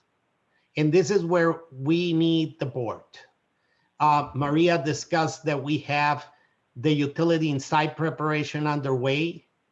Maria and Carrie are also working together with the other two project managers, Nicola and Jacqueline, on bringing in the design contracts that was also funded through SB1 TCP funds. We are working on the finalizing the traffic and revenue study investment grade later this summer that will give us the investment grade numbers to prepare a financing strategy. But there's a lot of agreements that are coming in play. And those agreements are the revenue sharing, the agreements with US Customs, Homeland Security about the operations, the staffing. There's a huge amount of policy decisions that we will be coming to this board. Even on the design, if we're going to be doing alternate design methodologies, Senate Bill 1486, the enabling legislation of this project, entrusts you, the board, on making the decision if design build is appropriate, if design sequencing is appropriate, or any other methodologies. So we are going to be coming back with a lot of asks to you, with a lot of guidance, asking also for guidance. So this is a prelude to the project, and all that is going to line up to funding the construction phase of this project. The traffic and revenue is going to tell us how much revenue the bonds can bring in, the tolls can bring in. And SANDAG will be the bonding agency that will be financing the port of entry. Can we go to the next slide? This is yesterday, Hassan on his update, he mentioned that there was an update to the Lieutenant Governor yesterday. And the Lieutenant Governor is pretty tough, I found out, and she asked us for a lot of details. So we added this slide here because these are key elements, some of key elements of the project that are coming up. And as you could see, agreements and policy decisions are highlighted in some of the elements. So this is what's coming. This is how we have it lined up to open this facility by late 2024. Is it going to be easy? No. Is it a very aggressive timetable? Yes. But like Hassan has told us, you guys have been working too long on this project. Let's deliver it now. So that concludes our presentation, and we're open for any questions. Oh, Hassan, you're muted. Thank you. If I may, Chair Blackspear, just to add, first of all, Mario, Maria, Kerry, Zach, all the team that working on this, and Mario, you're an amazing man when it comes to delivering big construction projects. Just for the board to know, obviously, like Mario said, this is complicated. We're not a national government, so we need our national government, and we are communicating with Customs and General Service Administration. If you recall, we got the presidential permit last year, renewed. We will be traveling to Washington, D.C. next week to meet with the Mexican ambassador to the U.S. and with custom officials.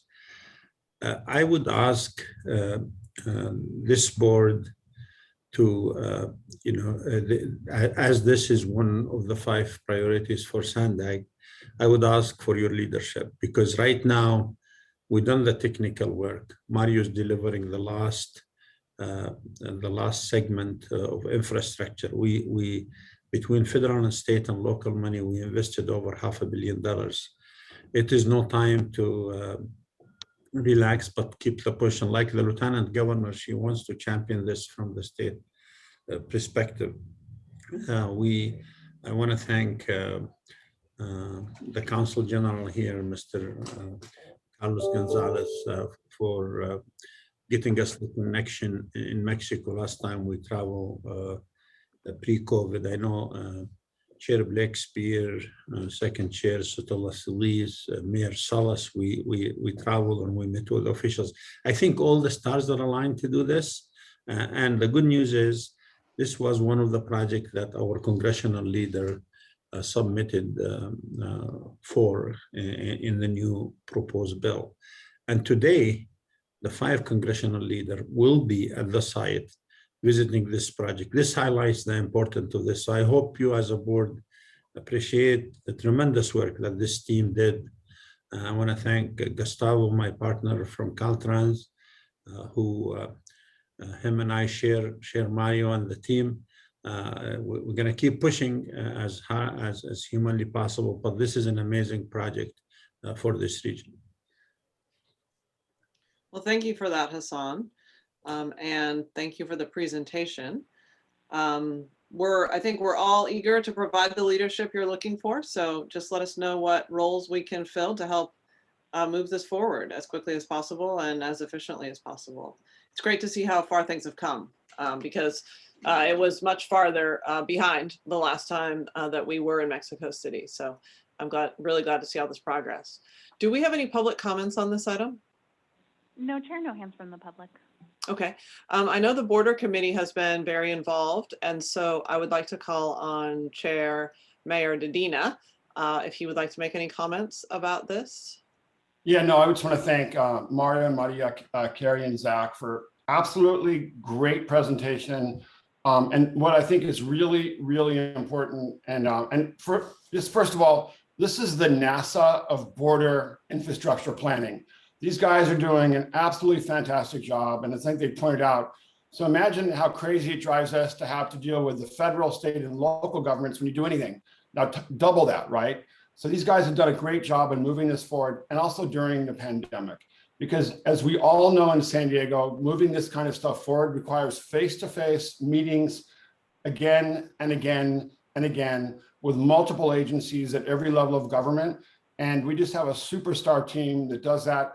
The Borders Committee has been pushing this all along and really emphasizing something I was so pleased to see today, Mario, and that is highlighting the direct connection about building this project, making it easier to cross the border, and the significant emissions reductions that will take place when we do that. And I know for all of us who've been working on the border and represent the border area, whether it's Mary Salas, Mayor Alejandro Sotelo Solis, Councilmember Lynn Moreno, Supervisor Nora Vargas, and Mayor Todd Gloria, and all the others will be very pleased about the reduction in emissions from all these trucks and cars that are crossing the border that have a significant impact on our children's health. So great job.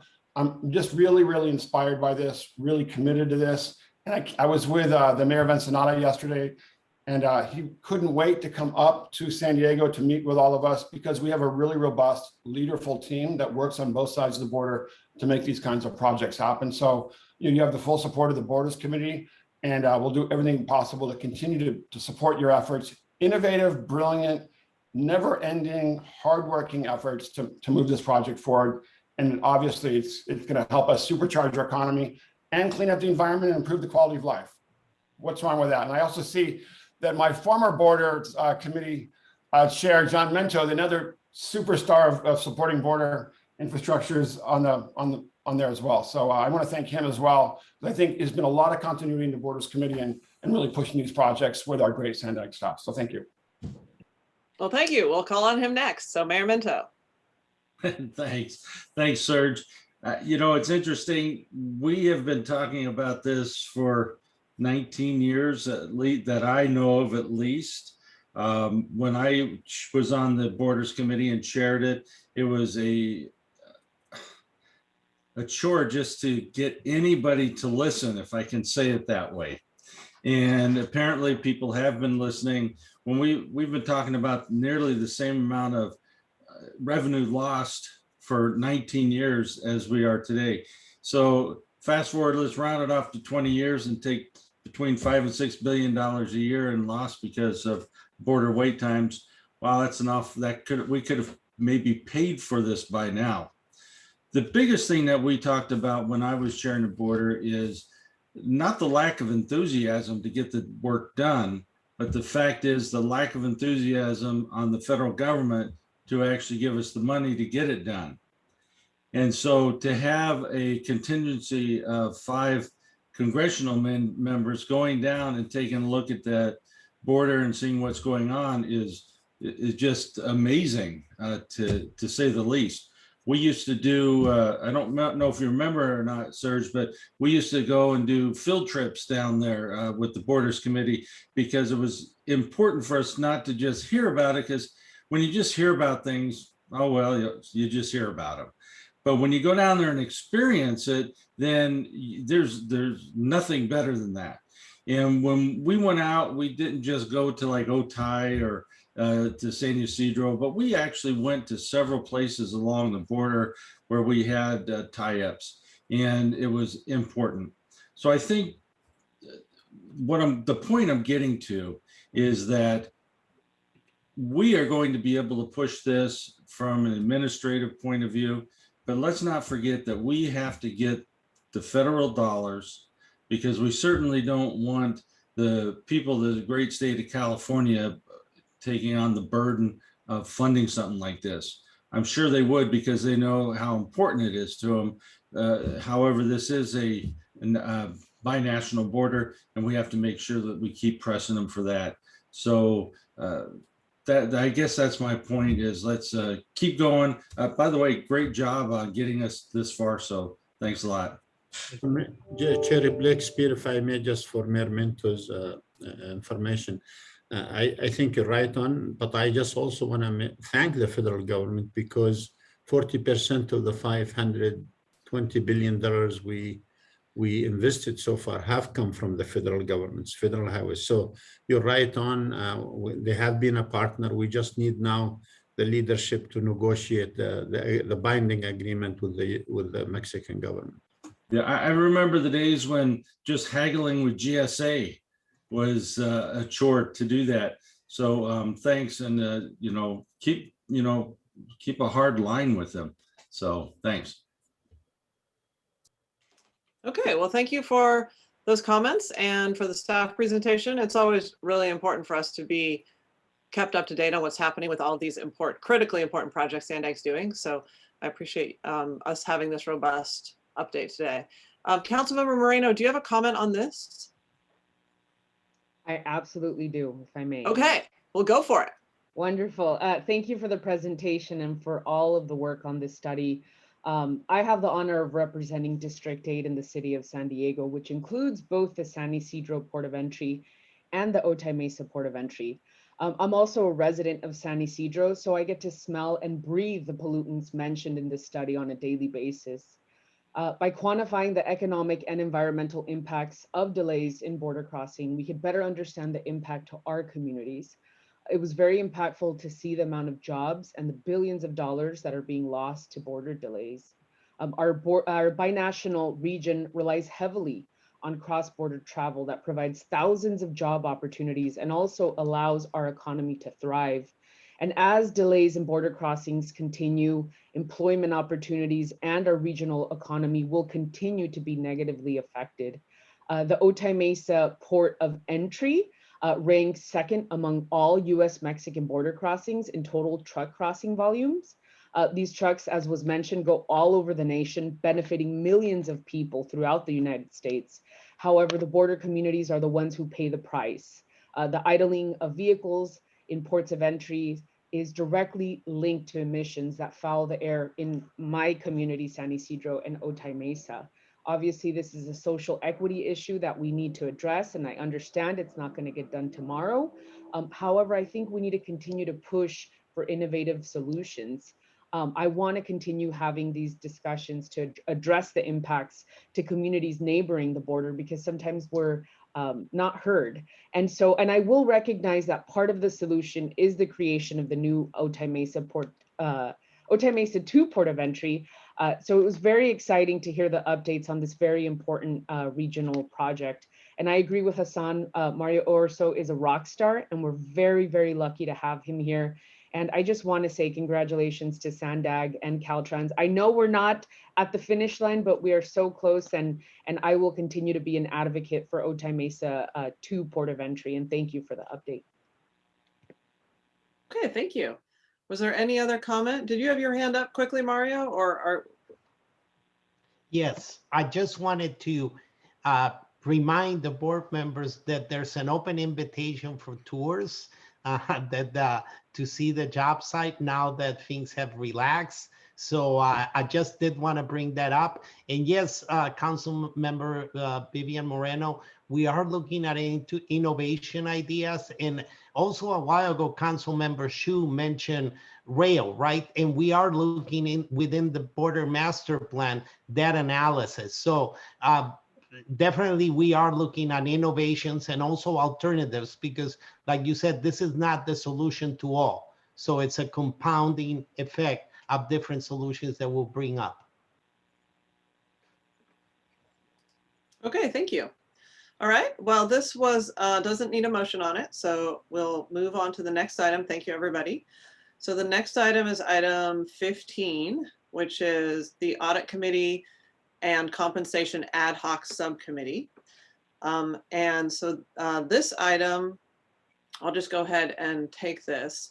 So at our meeting, our board meeting on April 30th, the board appointed Poway Mayor and our immediate Sandag past chair, Steve Voss, and myself to serve as an ad hoc subcommittee.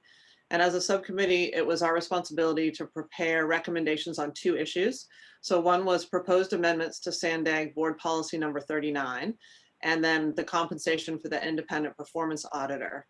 And our recommendations on these issues are detailed in the board report. So based on our analysis in the report, we're not recommending changes to Board Policy 39 or to the existing salary ranges for the IPA position. But the actions that we are recommending are that the independent performance auditor's salary be adjusted as detailed in the report. And I will note that modifications have been made to the report since it was posted last week. So these primarily reflect our further considerations regarding the auditor's compensation. So I will see if we have any public comments on this item. And then we will see if we have any board or other comments or comments from the auditor. I see that Mary has appeared on the screen. Francesca, do we have any public comment? Thank you, Chair. We do have one public commenter, Stuart Halpern.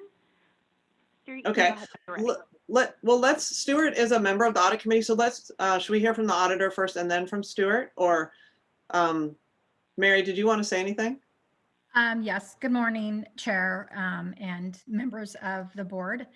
Thank you for this consideration. I first wanted to thank the Chair and Mayor Voss for sitting with me and having a discussion about my perspective around my accomplishments over the last 2 years and what I've been able to do since I've been there and taking that into consideration. So I just wanted to thank you both for that.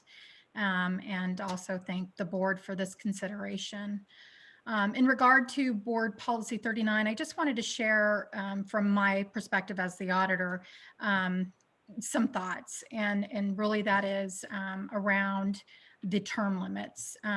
Typically, I've served on state audit level audit committees as well as local, and they've always been 4 or more years. And the reason I just wanted to share for that is it's difficult in just a 2-year period to go into a new environment and learn that environment, especially one like Sandag. And learn that environment and get comfortable with that environment. And also audits are not something that is done overnight. They can be lengthy and timely. And most important, it's really difficult to find really good public members that are not only experienced and have both the perspective of management as well as the audit perspective and understanding, but also the time commitment. On a voluntary basis, they're not paid for this. And so there's a lot of time commitment that goes into it. So I just, looked at the 4-year term as really a tool and a help to both save time and efficiency with Sandag, to not have to worry about, getting members caught up and getting them comfortable with the environment, but just to have those good quality board members that we already are, public members that we already have with us, who has all that experience and is willing to give that voluntary commitment. It's just priceless to auditors. So that's just all I wanted to share. Thank you. Okay, thank you, Mary. And let's go to our audit committee member. Stuart. Can you hear me? Sound check? We can. Thank you. Great, go ahead. Thank you. My name is Stuart Halpern. I've been a public member of the Sandag Audit Committee since its beginning, and I've also served on the Transnet ITAC for 8 years. Just over a month ago, the Sandag Board Technical Screening Committee, including board member Jack Hsu and Sandag CFO, recommended me for an additional term on the Audit Committee, which this board approved unanimously. I say that as context to you so that you'll know I'm not a random flamer and that I hope you'll take my comments seriously. There are 3 reasons you should reject the subcommittee recommendation and approve the audit committee proposed change to board policy 39 on appointment terms referred to in section A of the item 15 memo. First, the subcommittee is asking you to overlook the unanimous recommendation of the audit committee, which simply wants to conform to best practices and established precedents of entities such as the Transnet ITOC and the City of San Diego Audit Committee and many others. Second, they're asking you to discard collectively over 100 years of our professional experience relating to auditing without giving you a rationale or any backup, simply the words that the status quo is effective. Chair Blakespear just mentioned analysis, but there was no analysis. Where's the research on the norms or best practices of peer entities so you can make an informed decision? Since the 2016 revenue forecast era, this board, to its great credit, has been assertive in requiring Sandag staff to provide backup board recommendations for board decisions. Shouldn't the ad hoc subcommittee, regardless of who's on it, be held to the same standard? Third and most egregious, the ad hoc subcommittee seems not to have made any attempt to actually investigate whether the status quo is effective or not. Did they meet with Mary Kay to discuss these issues that she offered to do? No. Did they meet with members of the audit committee to discuss the issues as we wanted to do? No. Did they even ask Mayor Gloria or Council Member Campbell or Council President Campbell or Council Member Moreno if the City of San Diego Audit Committee public member appointment terms we want to mirror are effective? San Diego's audit committee has been around for many years. Maybe understanding their experience would be useful. Sandag's made impressive progress in becoming a data-driven organization. Shouldn't its board also? The subcommittee process on this matter simply does not meet that test. A vote to follow the subcommittee's Section A recommendation on appointment terms is a vote to condone the lapses in good governance and proper diligence that ultimately led to AB 805 and which Mary Kay, the audit committee, and the Sandag staff are working hard to ensure never happen again. I hope you'll do your part to maintain the public's confidence in the much improved governance practices of Sandag. Reject the subcommittee recommendation and vote to approve the audit committee proposal on appointment terms. I'd also like to point out an important error of fact in your item 15 memo. The audit committee simply wants board policy 39 to be clear that public members are permitted, not required, to serve in committee leadership roles. I confirmed this with other audit committee members and pointed out this error on a call yesterday. I don't know why the board material still has it wrong, but if someone simply consulted with the audit committee, this too could have been avoided. Stuart, I'm sorry, can I ask you to pause there for just a moment? Chair Blakespear, the public comment time has expired, but would you like to extend it for this purpose? Yes, of course. You can go ahead and finish, Stuart. Thank you. Thank you. Lastly, I just would say, please approve the proposed salary increase for Mary Kay. IPAs typically provide strong return on investment, and she actually even deserves more for the value she provides. Thank you very much. Okay, thank you, Stuart, for your comments. I'll just address them before I call on any other board members here. So I'd just like to set the record straight that there was extensive conversation about all of the issues that were recommended by the audit committee and with staff and analysis of other agencies. So there are 4 other agencies in the county: the port, the airport authority, the city, and the county that all have independent auditors. So this wasn't just something that was slapped together without consideration. And there are actually best practices from a professional auditing organization that discuss term limits and say that they should be no shorter than 2 years and no longer than 8 years. So we are within that, obviously within that range. The reason that the subcommittee of Chair Voss and I, former Chair Voss and I, decided that we wanted to keep the 2-year recommendation is that it gives more flexibility for the current board of Sandag to have audit committee members who are reflective of board policies.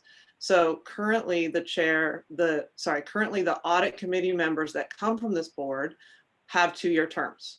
So if we had public members that had 4-year terms or 3-year terms or 5-year terms, it would be different. And we thought that it would make more sense to have that be consistent from within the same committee. And also somebody who is serving well and wants to keep doing it, like Stuart, can apply for reappointment and then be reappointed, which he was. There were 2 of 3 members who were reappointed. And so the system currently doesn't seem like there's really a problem. So this is why we were recommending this. I'll go ahead and call on Mayor Voss to make any comments he'd like to make. Only comment I want to make is to move approval. Okay, thank you. So just to address that issue of the term. So I'll go ahead now and call on our board members. We do have a motion on the table. So we have Mayor Jones first. Thank you so much, Chair. So I guess my question would be, ITALK is a 4-year term, correct? Right, yes. And then we're suggesting a 2-year term. I don't know why we would have a variance between the 2 committees. That part doesn't make sense to me, especially when they're so vital. And then hearing from Mr. Halbert that he's formerly on ITALK, now on serving on our audit committee, which is so important. I think I actually like the continuity to have them both the same. I'm not quite sure why we would have 2 different term limits. Our terms are 4 years. So I personally, I think that we should follow the audit committee's recommendations on this myself. That's all I have to say for now. Thank you. Okay, thank you.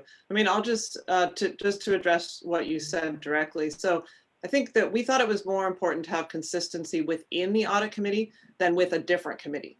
So ITALK, is a different committee, just like we have many different committees. So this is consistency of 2-year terms. We appoint our board members from our Sandag board for 2 years to the audit committee. So that was that consistency. So I'll go ahead and call on Supervisor Lawson-Remer.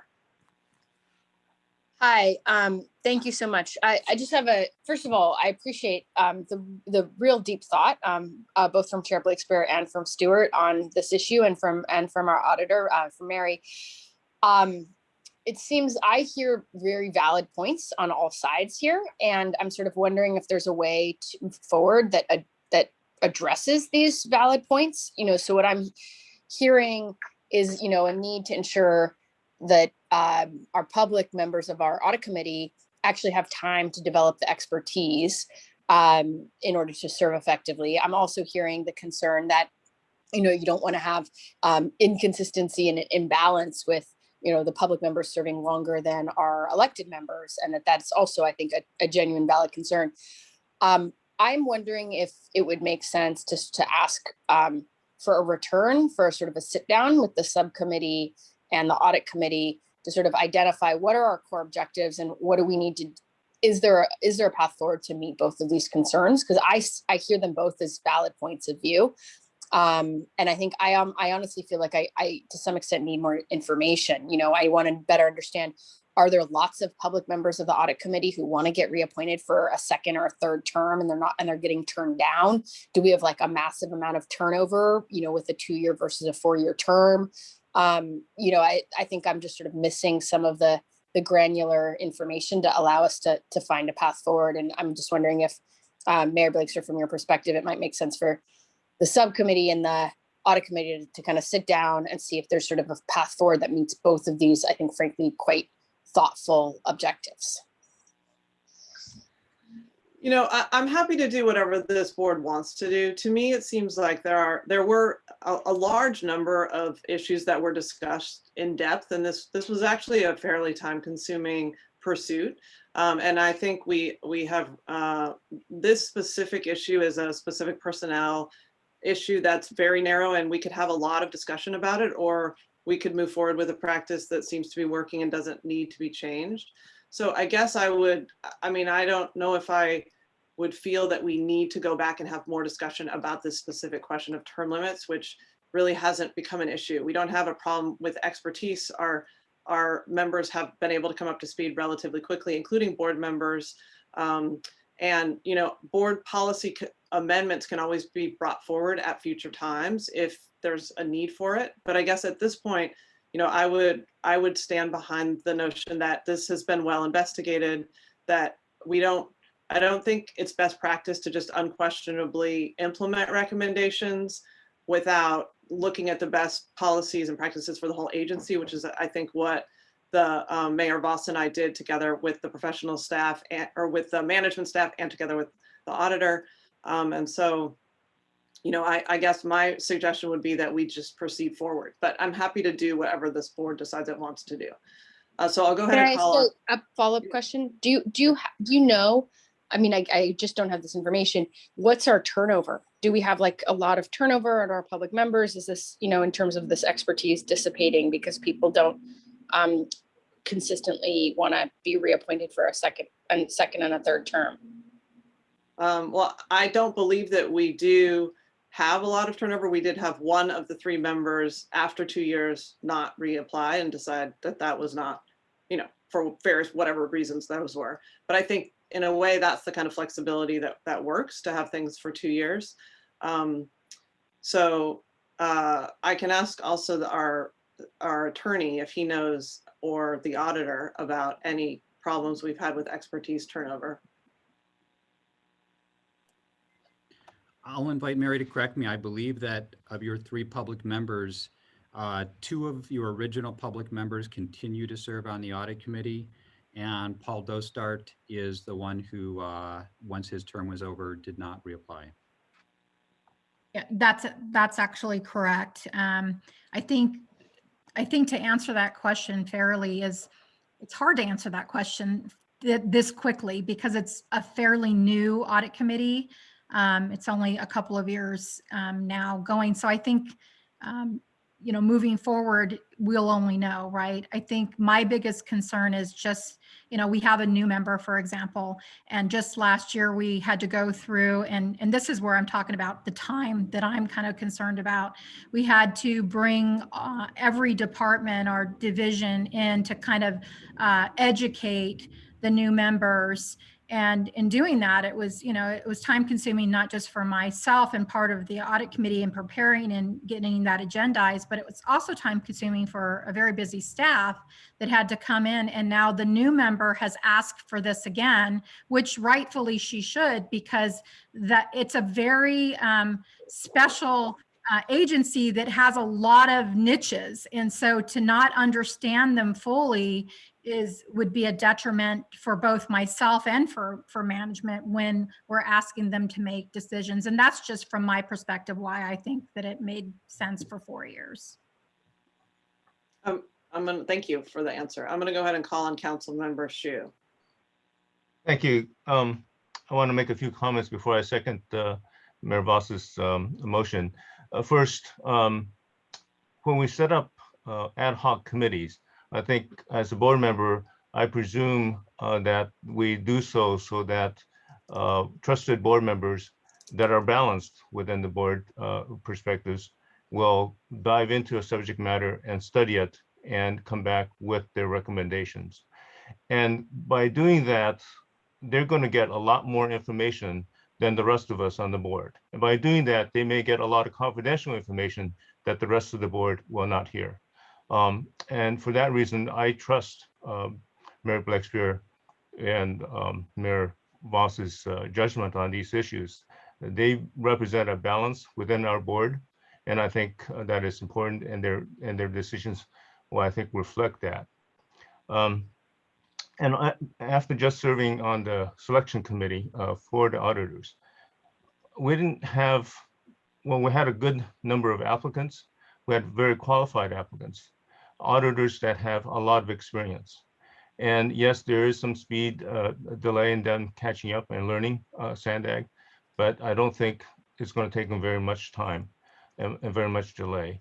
And I think the turnover is helpful because there's changes in policy and changes in what we need on the audit committee, and the 2-year term may help that. Should we decide differently, we can change our mind in the future. But for now, I want to second the motion. Thank you. Okay, thank you very much. And let's go to Mayor Minto. First of all, let me say this, that I do appreciate the hard work. I do trust you and Steve to look at things. I was going to ask this one question though. Did we look at the history of why our board members are only appointed for 2 years? Because the best of my recollection is that when we used to go, or if there was a 4-year appointment to these positions, some people may have termed out, some people may not have been reelected. So a 2-year term was more appropriate so that you don't get booted off a committee just because of a term limit or a reelection. I think it's important that there be someone there guaranteed for 4 years, or as much as guarantee can be, so that it creates a continuity to what's going on and the information that can be passed along to board members. So that's just why I'm thinking a 4-year term is important. And the only reason why we do 2-year terms as a policy is because many of us are termed out or we get unelected. I don't know if anybody on staff knows what the decision-making was about the choice of 2 years at the beginning. Does anybody, I don't see anyone popping up here. I do see Mayor Vasquez with her hand up, so we'll go ahead and take your comments. Thank you so very much.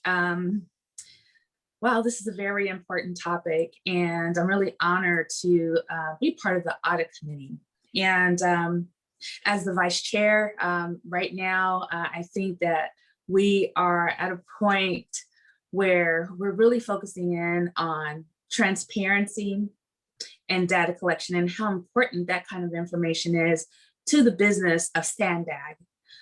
What I would like to know in this moment, I'd like to hear a little bit from Mayor Voss as he was part of the committee, and to find out from him what his thought process was in supporting the effort to maintain the 2-year threshold.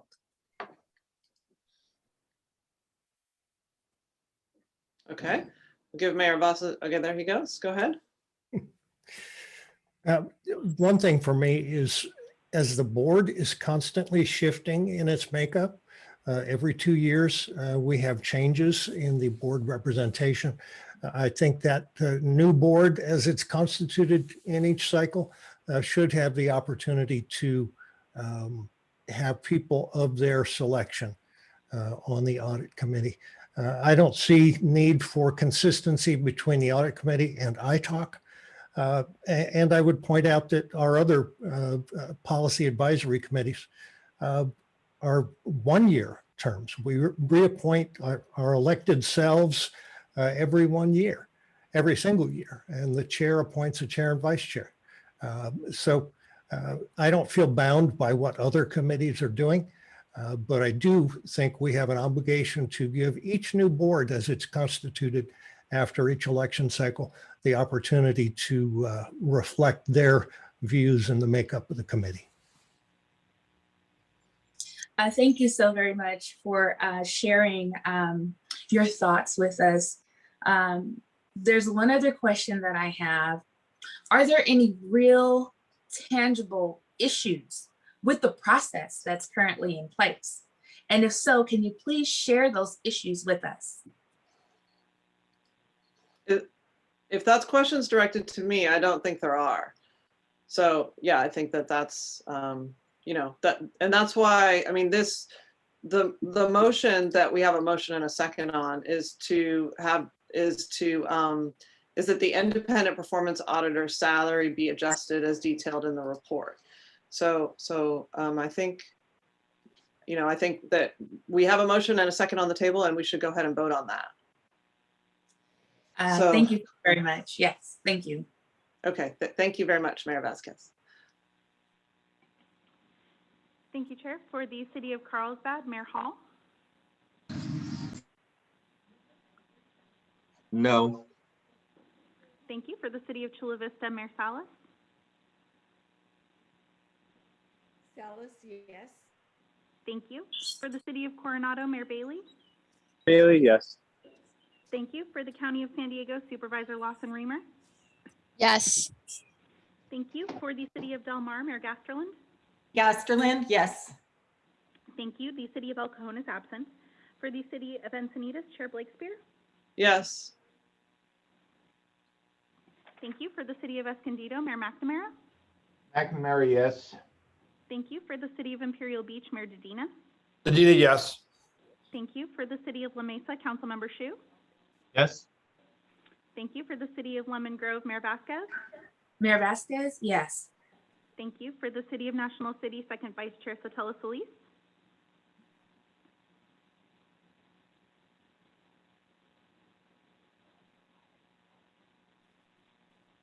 Mayor Sotelo Solis, can you repeat your vote if you've stated it already? I didn't hear you. I'll come back for Mayor Sotelo Solis. For the City of Oceanside, Councilmember Rodriguez. Rodriguez, yes. Thank you. For the City of Poway, Mayor Voss. Yes. Thank you. For the City of San Diego, Councilmember Moreno. Moreno, yes. Thank you. For the City of San Marcos, Mayor Jones. Jones, yes. Thank you. For the City of Santee, Mayor Minto. Minto, yes. Thank you. For the City of Solana Beach, Mayor Huebner. Huebner, yes. Thank you. And for the City of Vista, Mayor Ritter. Ritter, yes. Thank you. And for the City of National City, Mayor Sotelo Solis. I think we may have lost Mayor Sotelo Solis. She was putting her thumb up in the picture. I don't know if that Oh. counts as an upvote, but that's what she was doing.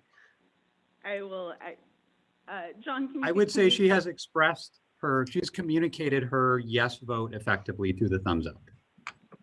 Thank you very much. And that motion does pass. Okay, and Mayor Sotelo Solis now needs to be upgraded to be a panelist again. I think she was logging in again. Thank you. I'll do that. Okay, thank you.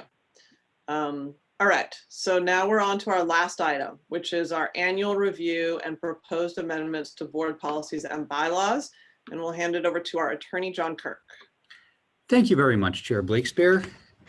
Throughout the year, the Office of General Counsel solicits requests for potential changes to SANDAG's bylaws and board policies. And the Executive Committee and subsequently the Board of Directors have an annual process to review these proposed changes. This year, we are proposing amendments to the bylaws and to 11 of your board policies. Each one of these is attached to your report in red line format. The Executive Committee reviewed the proposed amendments at its meeting on April the 9th. Rather than issue a recommendation, the Executive Committee requested that the amendments be brought directly to the board for consideration, which we are doing today. For each of the potential updates, I will discuss the more significant amendments that are being proposed, referring to the online page number where the proposed changes are reflected. Proposed amendments are intended to address changes in the law, clarify responsibilities, and with this round of proposed amendments, address the agency's action plan for implementing the salary and performance audit recommendations, which were adopted by the board at the end of last year. The Office of General Counsel sought feedback from the independent performance auditor for those changes related to the audit action plan, and I will be sure to point out those proposed amendments as we go along. Please feel free to stop me at any time should you have a question on any of the proposed changes. The first document that we will review are proposed changes to your bylaws, and those are attached as attachment number 1 at page 156 of the agenda. The proposed amendments initially here are to Article 2, Section 5, and that's at page 158 on the agenda. And these are intended to clarify criteria for receipt of the stipend allowance for attendance at board and policy advisory committee meetings, working group meetings, and other events. Under the current language in the bylaws, under sections E and F, the chair of the board receives a monthly compensation of $700 per month, and the first and second vice chair of the board receive monthly compensation of $350 per month. This compensation is in addition to compensation for attendance at individual board meetings. The proposed changes to this section would add language to sections E and F, specifying that this monthly leadership stipend includes compensation for attendance at one in-person staff briefing per scheduled meeting of the board. And this is we're seeking to clarify the activities for which the board chair and vice chair would receive an additional stipend. Section G of this would propose new language which would allow compensation to the chair and vice chair of the policy advisory committees, not on an ongoing monthly basis, but for any in-person participation that they make at monthly briefings at Sandag's offices. With this new provision, the PAC chairs and vice chairs would receive compensation of $100 for attendance at one in-person staff briefing per scheduled meeting of their respective policy advisory committee. This proposed addition is intended to recognize the time committed to adequately fulfilling the duties as the chair and vice chair of a policy advisory committee, including travel time and associated in-person meetings, and ensure that they're more meaningfully engaged in their roles. Considering the meeting schedule of the PACs, this could theoretically result in a budget impact of approximately $19,000 per year, and that would assume in-person attendance by the chair and vice chair of every policy advisory committee for every meeting. And these stipends are budgeted annually and paid out of a mixture of member assessments and Transnet administration funds. Also, Article 5, Section 4, and Article 6, Section 3 propose to permit the executive director and the director of finance to use alternative titles of allowing the executive director to be known as the chief executive officer and the director of finance to be known as the chief financial officer. These titles are more common among similar agencies and have been in use. Article 5, Section 4 also includes substantive changes designed to address the agency's action plan for implementing the salary and performance audit recommendations. These proposed edits clarify the scope of responsibility of the executive director to develop and to maintain an employee handbook and to administer Sandag's personnel system. Finally, Article 6, Section 5 includes proposed updates to the bylaws to maintain consistency in the scope of delegation of authority to the executive director for budget amendments between the bylaws and current board policy 17.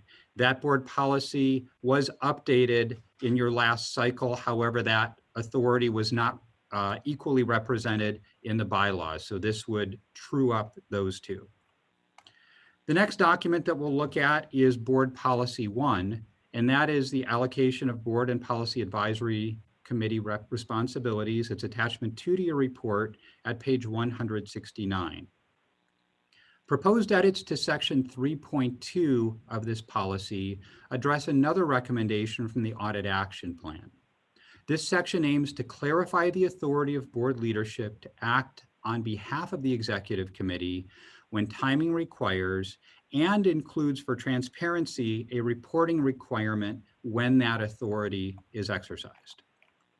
With section 4.1.4, staff seeks authority to streamline the grants application process for transportation projects, particularly since many have a short application period.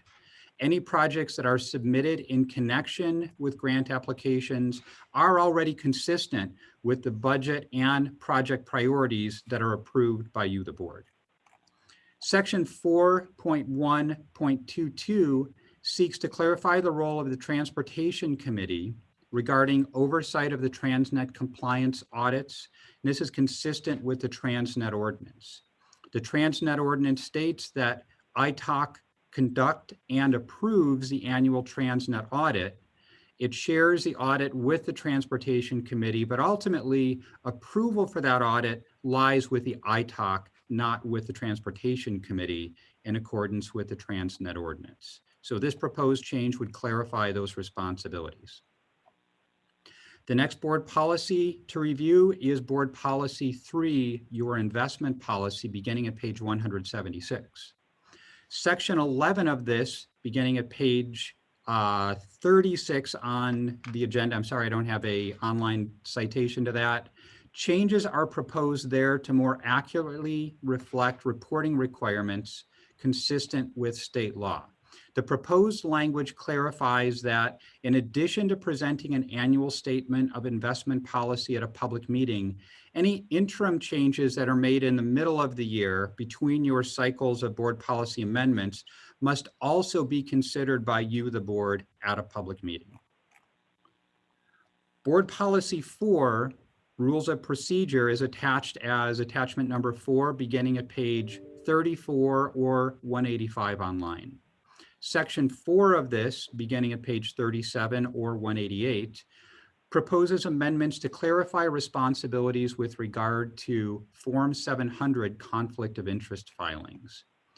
It's proposed to add language to this section to clarify that a Form 700 is required for advisory members as well as voting members for committees or working groups that are covered by the Brown Act. It adds a requirement that those members who have not filed a Form 700 are not permitted to vote. While this is rarely an issue for the board or policy advisory committee members to fail to file a Form 700 in a timely fashion, it occasionally happens with working group members and is intended to ensure that there is transparency with regard to any conflicts of interest when a vote is taken.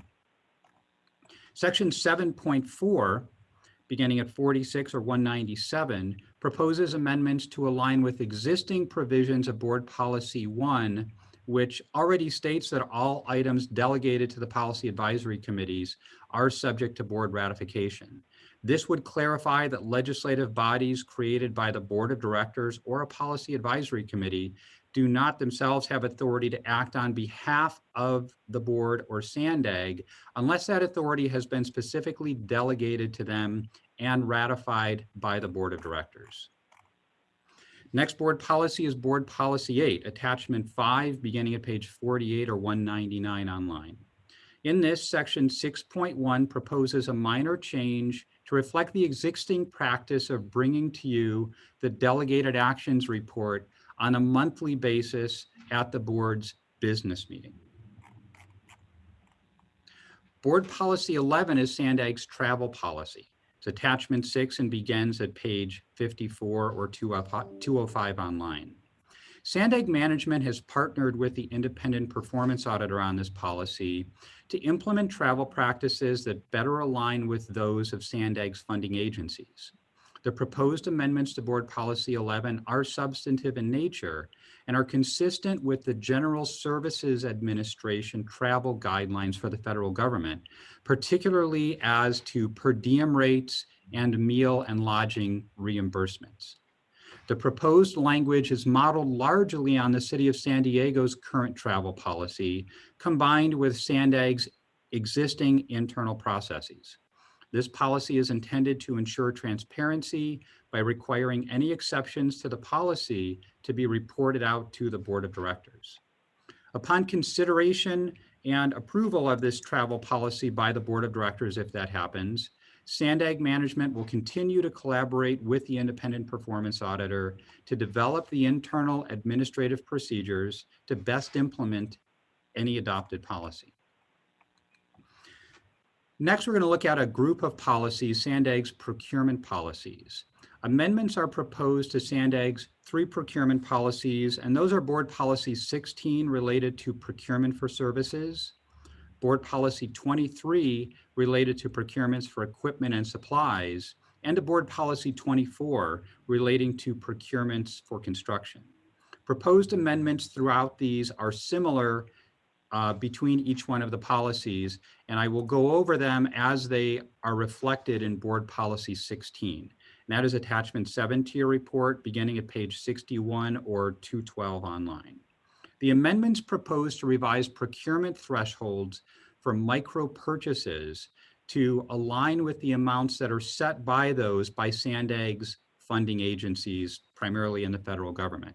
For reference, the federal micro purchase amount is currently $10,000 and appears to be moving up regularly. SANDAG's existing policy is at $3,500. Updates are also proposed throughout to reflect current nomenclature and internal administrative process. Staff is proposing language to add reference to the special requirements for projects funded by Caltrans or FHWA, which is in accordance with Sandag's master agreement with Caltrans governing the use of state funds or FHWA funds as they pass through Caltrans. Finally, proposed updates refine language in the 3 policies to better reflect requirement of state and federal anti-discrimination laws and to remove out-of-date legal citations. Next, we'll look at Board Policy 17, your Delegation of Authority policy. This is attachment 8 to the report, beginning at page 74 or 225 online. Proposed amendments are made to section 4.1, and these are intended to clarify the authority that is delegated to the executive director to make modifications to the budget within the amounts that are granted by the board. Changes to section 4.17 and 4.18 specify the circumstances in which the executive director may approve certain types of administrative or minor technical changes to environmental documents and RTIP documents previously approved when those changes are consistent with the applicable law and agreed upon procedures with state and federal agency. And as to section 4.18, this codifies in the board policy authority that was previously delegated by the board through a resolution adopted in July of 2019. Finally, section 5 contains more proposed amendments intended to address the audit action plan. These proposed changes implement audit recommendations related to the payment and reporting of any severance payments that are made to Sandag staff, as well as a new requirement that a copy of Sandag's employee handbook be provided to the board on an annual basis. The next policy that we will cover is Board Policy 27, Transportation Development Act. This is attachment 11 to your report and begins at page 100 or 251 online. Amendments to Board Policy 27 are proposed to address changes to the Transportation Development Act or TDA program following the passage of SB 508, as well as to implement recommendations from a recent TDA audit to ensure compliance with that program. Changes are also proposed to Board Policy 31, and this contains the Transnet Ordinance and Expenditure Rules. This is attachment 12, and specifically amendments are proposed to Rule 23, which begins at page 128 or 279 online. Based on feedback from our member jurisdictions, these amendments are made regarding the implementation of the Regional Transportation Congestion Improvement Program, or RTCIP requirements, a program implemented under the Transnet Ordinance. This additional language provides guidance to the local agencies regarding the establishment and management of a funding program to collect the RTCIP fees, as well as information on determining when a project is RTCIP eligible. Board Policy 32, the San Diego County Regional Transportation Commission interest rate swap policy, is also attached for your review at attachment number 13. No changes are proposed for this policy, but the policy does require its annual re-examination and reapproval by the board acting as the RTC. Sandag's financial advisor, PFM, has reviewed the policy and does not recommend any changes at this time. Finally, overall, regarding organization changes, Sandag has undergone changes to its organizational structure over the past year in accordance with a staffing plan approved by the board in the current budget, and seeks to modify certain job titles referenced throughout the various board policies. The current title, revised title that is proposed, and the impacted board policies are set forth in a chart that is at page 3 of the report, which is page 154 online. Staff seeks the authority to revise those titles in the impacted board policy as reflected in that chart. That concludes my presentation on the proposed board policy updates. Based upon this, the Board of Directors is asked to discuss the proposed bylaws and board policy amendments and to consider approval of the noted amendments as well as reapproval in its current format of Board Policy 32, the interest rate swap policy. Happy to answer any questions you have on any of these proposed amendments.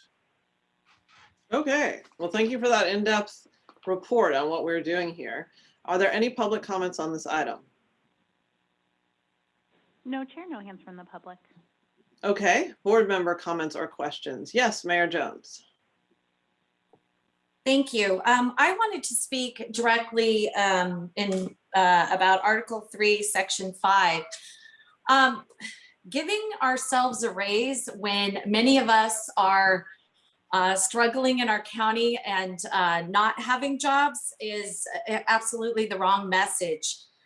Many of our members make full-time or have full-time jobs as being an elected, and I think double dipping is not something that we should be doing. And we are public servants after all.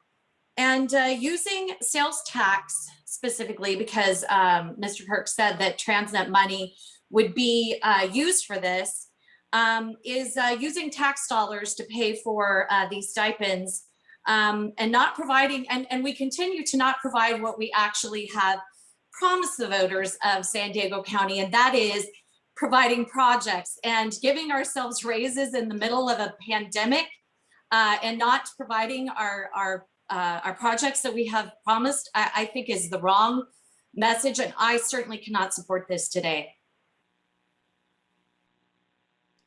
Okay, Mayor Voss. Thanks. I too have concerns about the stipend increase for a couple different reasons. Number one, I think briefings could and should be held via Zoom. We've learned that throughout the pandemic. It would be much more efficient. It would keep people off the roads and wouldn't take as much time.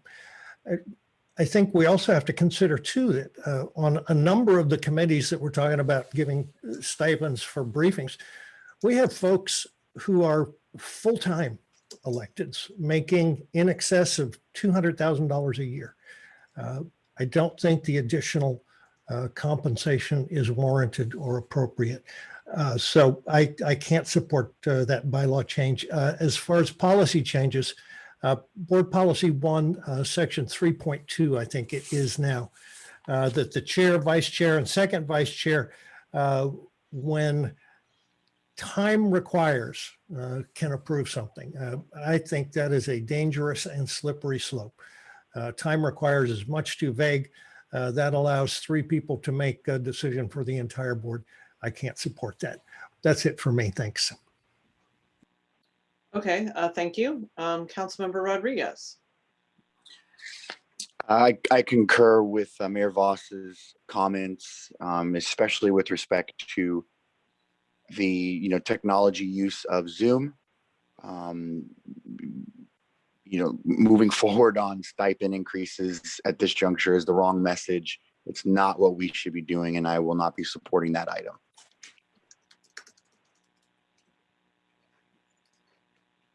Okay, thank you. So we've had 3 comments concerned about that. Councilmember Shu. Just more of a technical question. Do we have an estimate how much per year this stipend increase may cost Sandag with regards to the anticipated meetings, these additional meetings and stipends would be? Yes, council member, we have reviewed that, and if this was implemented, the potential budget impact would be $19,000 per year, and that is if you had an in-person attendance by the chair and the vice chair of every policy advisory committee for every one of their meetings. I mean, to be responsive to people's concerns and recognition of the symbolism of it, it's okay with me if we just excise this section G of Article 3, Section 5, which is the PAC stipend increases. I don't know if anyone's asking for this. I think it's just part of the staff analysis of things they've seen to improve things. So if there is a will to remove that section, I think we could move forward with taking that out. Supervisor Lawson Reamer. I appreciate that suggestion and I would support that. Second. Okay. Who was the second right there? Mayor Hall. Okay. Okay, great. So we have a motion from Supervisor Lawson Reamer to move forward with the staff recommendation minus that section G of Article 3, Section 5 related to PAC stipend increases. And then we have a second from Mayor Hall. Can we also talk about what Mayor Voss was talking about? Have some discussion over that. That would be policy 1, section 3.2. Okay, can you just repeat policy 1, section 3.2? That's the which part again of with your That's the section that gives authority to the chair, vice chair, and second vice chair to act on behalf of the agency when timing requires. Okay, so could the attorney address that specific part? This, I believe, was proposed in recognition that there are circumstances when there is a pressing need for action in the absence of an upcoming executive committee or board meeting, when that can be considered by the executive committee or the board. But instead of just vesting that power unilaterally in the executive director, it would vest that power in board leadership. And I believe that is all members of board leadership. Okay. Mayor Hall. Could you give a recent example where that might have made a difference? I'm sorry, Mayor Hall, I don't have a specific example. I don't know if our government affairs people are aware of a situation specifically that has come up, but I am not aware of one, at least in the last 6 months, where this has arisen. So if I may just to Mayor Hall's question, sometimes I have the authorities to make emergency decision. Say, for example, an example is Los Angeles bluff collapse. And I think it would be good if the leadership get involved in similar things where circumstances require some approval before a board or executive committee meeting. It's not that this is gonna like the norm. This is just simply if circumstances comes around and we're far away from an executive committee meeting, somebody has to make a decision. And I don't think you probably want me to be the one making these decisions. Board leadership should get involved. That was the logic behind that. And I think I used my emergency power when we had to repair the bluff in Los Angeles, but in the process, I informed the chair and vice chair at the time of my action. Similar things, but I think the leadership should have a say in these kind of circumstances. And furthermore, that doesn't mean that the decision that if they make a decision they're not going to go to the board. It will have to go back, right, John, to the board to be ratified, whatever that decision is. It is, there's a reporting, not a ratification requirement. Reporting, I mean, report to the board. Okay. Okay, thank you. Councilmember Shu. I just want to make sure I clarify this, if I'm taking this correctly. This particular item is really about the executive director who has some latitude to make executive decisions, particularly in emergencies. But instead of taking it himself solely, it is worked on by the leadership of the board. Is that, am I hearing that correctly? No, it's a little bit different, Councilmember Shu. Board Policy 17 talks about what the executive director can do in the case of an emergency. This is a little bit different. This in Board Policy 1, it talks instead about what board leadership can do. If there is something that is perhaps beyond the authority of the executive director, but needs immediate action. And rather than vesting authority in the executive director, it invests authority in board leadership. And this was I believe this was responsive to a recommendation from the audit action plan. So I'm going to give a real example for the board members to understand. So last month, we needed to sign an agreement to qualify for $10.5 million from the state to do it at LoSAP. We had to write the action. We'll say this is subject to the board approving it. Oftentimes, the agencies won't accept subject to. If we had this policy that we're talking about, we could have actually called the chair, vice chair, second vice chair, whoever they are at the time, and asked them to approve the agreement. And we don't have to say subject to. So this is a real example of where sometimes before a board meeting, you have a California Transportation Commission meeting, you need approval. And that's really the reason. It's not the norm, but it is circumstances. Sometimes we might lose funding as a result of not being able to have the right action at the right time. Thank you for that clarification. If I could just follow up with a statement.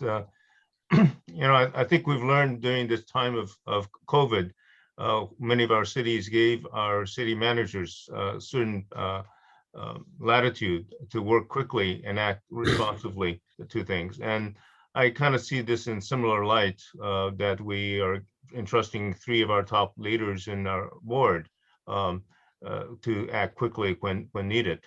If we don't trust our elected board chairs and other leadership, I think that's a problem. So to me, this makes sense. They know that they cannot abuse that latitude. They're using it for situations in which they really need to act quickly and can't come to the entire board. Okay, thank you. I'm going to call on the other people with their hands up, but I just want to note that I've had several board members tell me they have a hard stop at 12. So we are definitely going to vote on this in 8 minutes at 11:58. So just be aware of that. I'm going to call the question so we can all prepare for that. Mayor Voss and then Councilmember Moreno. Thank you, Chair. We have an executive committee of 6 people. I cannot imagine any situation arising where a special meeting of the executive committee within 24 hours couldn't be called to resolve this. This specifically says regarding all items delegated to the executive committee.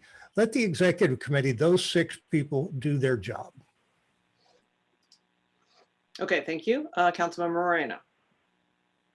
Thank you, Chair, and also thank you to Sandag staff, our General Counsel, and Vice Chair Gloria for bringing these proposed bylaws and policy amendments forward.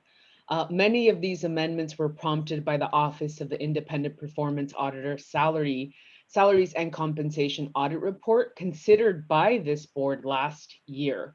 Now, in response to the board's direction, staff developed an action plan to implement many of the audit's recommendations. Now, with the passage of these amendments, my question is how many more recommendations from the Salary and Compensation Audit Action Plan remain to be implemented, and what's the timeline for doing so? Melissa? Chair Blakespeare, I'm happy to take that question. So Councilmember Moreno, Melissa Caulfield, I'm the Director of Organization Effectiveness here at Sandag. The audit action plan included 27 action items overall that this board approved toward the end of last year. And at this point, we have formally completed 2 of the items. We have completed another 10 of the items. Those will be reported to the auditor by the end of June. All but one of the remaining items will be completed by the end of this year. And then the final item by June of 22. Wonderful. Thank you for that. That concludes my, thank you for the response, and that concludes my comments, Chair. Okay, thank you. Mayor Bailey. Thank you, Chair. I think it's important for the board to recognize that ever since AB 805 was passed, we've seen a consolidation of power into the hands of fewer and fewer board members. At first, it was said that this consolidation of power would only be exercised in rare occurrences, but we do see it happen more and more often. On one occasion, it was exercised when there were 14 board members that voted in favor of one measure, and it was overturned by simply 5 board members. So I can't, in good conscience, move forward with a policy position or a change in the bylaws, which would continue to consolidate power into the hands of fewer and fewer people. As Councilmember Rodriguez pointed out, we've all been exercising using Zoom for the past year and a half. if there needs to be a special meeting called amongst the executive committee, which is made up of representation from all over the county, then that seems a pretty easy thing to do. So I can't move forward with support of this with that change in place. Okay, thank you for all the comments. So I think I'll just weigh in that I feel comfortable moving forward with this because I'm not fearful that this is ripe for abuse. To me, it seems as if this is a way to make the agency operate better. It's responsive to the audit report, and there are examples like our executive director gave where there could be questions or problems with the process we currently have. So so I'm prepared to move forward to support this, and we do have a motion on the floor which removed the one thing related to stipends for PAC chairs. And so I think I'm going to call the question and have us move forward on that now. Madam Chair, if we're not going to remove this, and I withdraw my second to the motion, I want to vote for this, but I think this is important and we should either vote on this separately, or if you're going to include it in the motion, then I withdraw my second. Okay, I would actually like to make a substitute motion that incorporates Supervisor Lawson-Remer's change, but also excises section 3.2. I'll second that. There's a point of clarification by Councilmember Moreno here.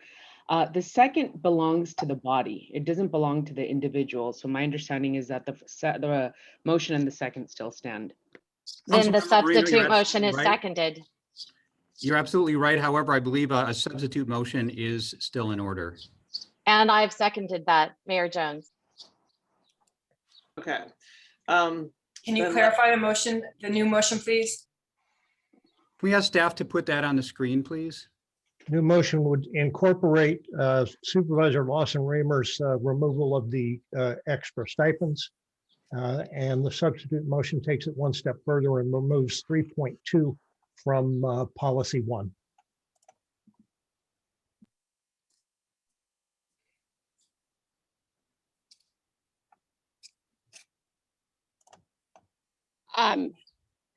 Chairman Blakespear, would it be appropriate to offer an amendment to my original motion?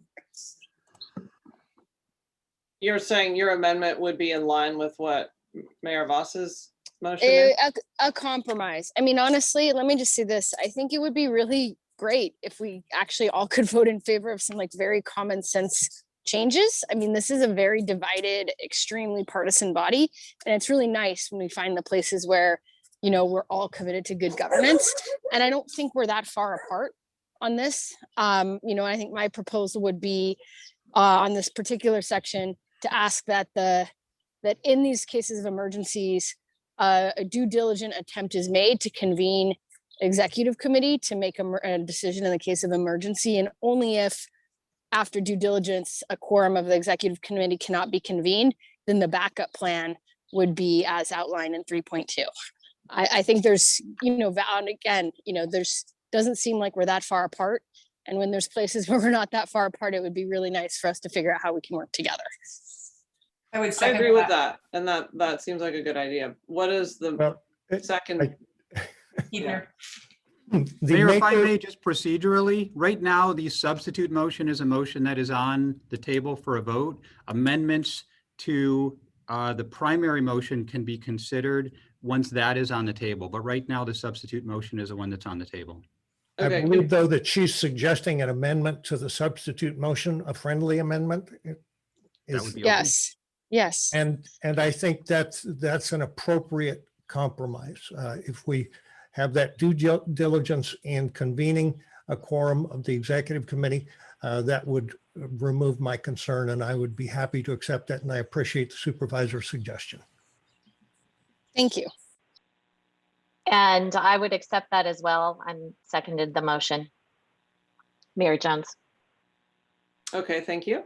I think it's being changed in real time on the screen. Do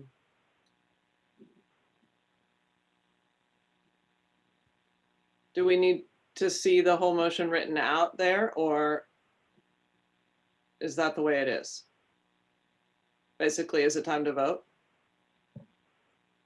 Could we just add in their revised language regarding due diligence of convening the executive committee.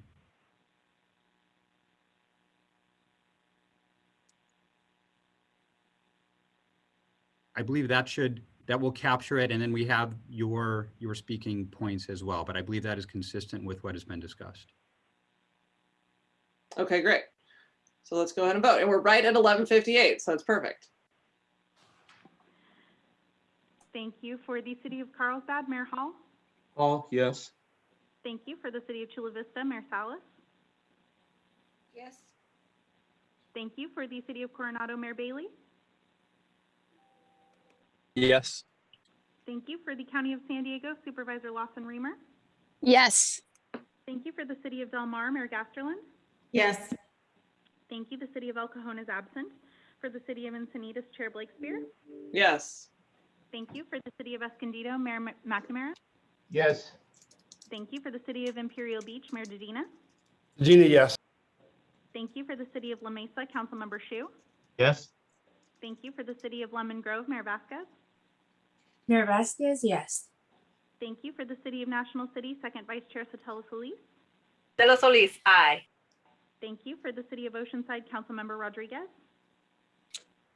Yes, before I vote, I just want to thank Supervisor Lawson Reamer for her leadership in putting this compromise together. Rodriguez, yes. Thank you. For the City of Poway, Mayor Voss. Yes. City of San Diego, Councilmember Moreno. Moreno, yes. Thank you. For the City of San Marcos, Mayor Jones. Jones, yes. And again, thank you to Supervisor Lawson Reamer. Thank you. For the City of Santee, Mayor Minto. Minto, yes. Thank you. For the City of Solana Beach, Mayor Hebner. Evener, yes. Thank you. For the City of Vista, Mayor Ritter. Ritter, yes. Thank you. And that does pass unanimously with those members present. Great. We always love that. So I'm thrilled that we were able to come to that consensus. And thank you so much to everybody who was willing to lean into that, and to the supervisor for coming up with it. So we are here at the very end. I don't think we have any other non-agenda public comments. So our next meeting is June 25th at 9 a.m. We are adjourned.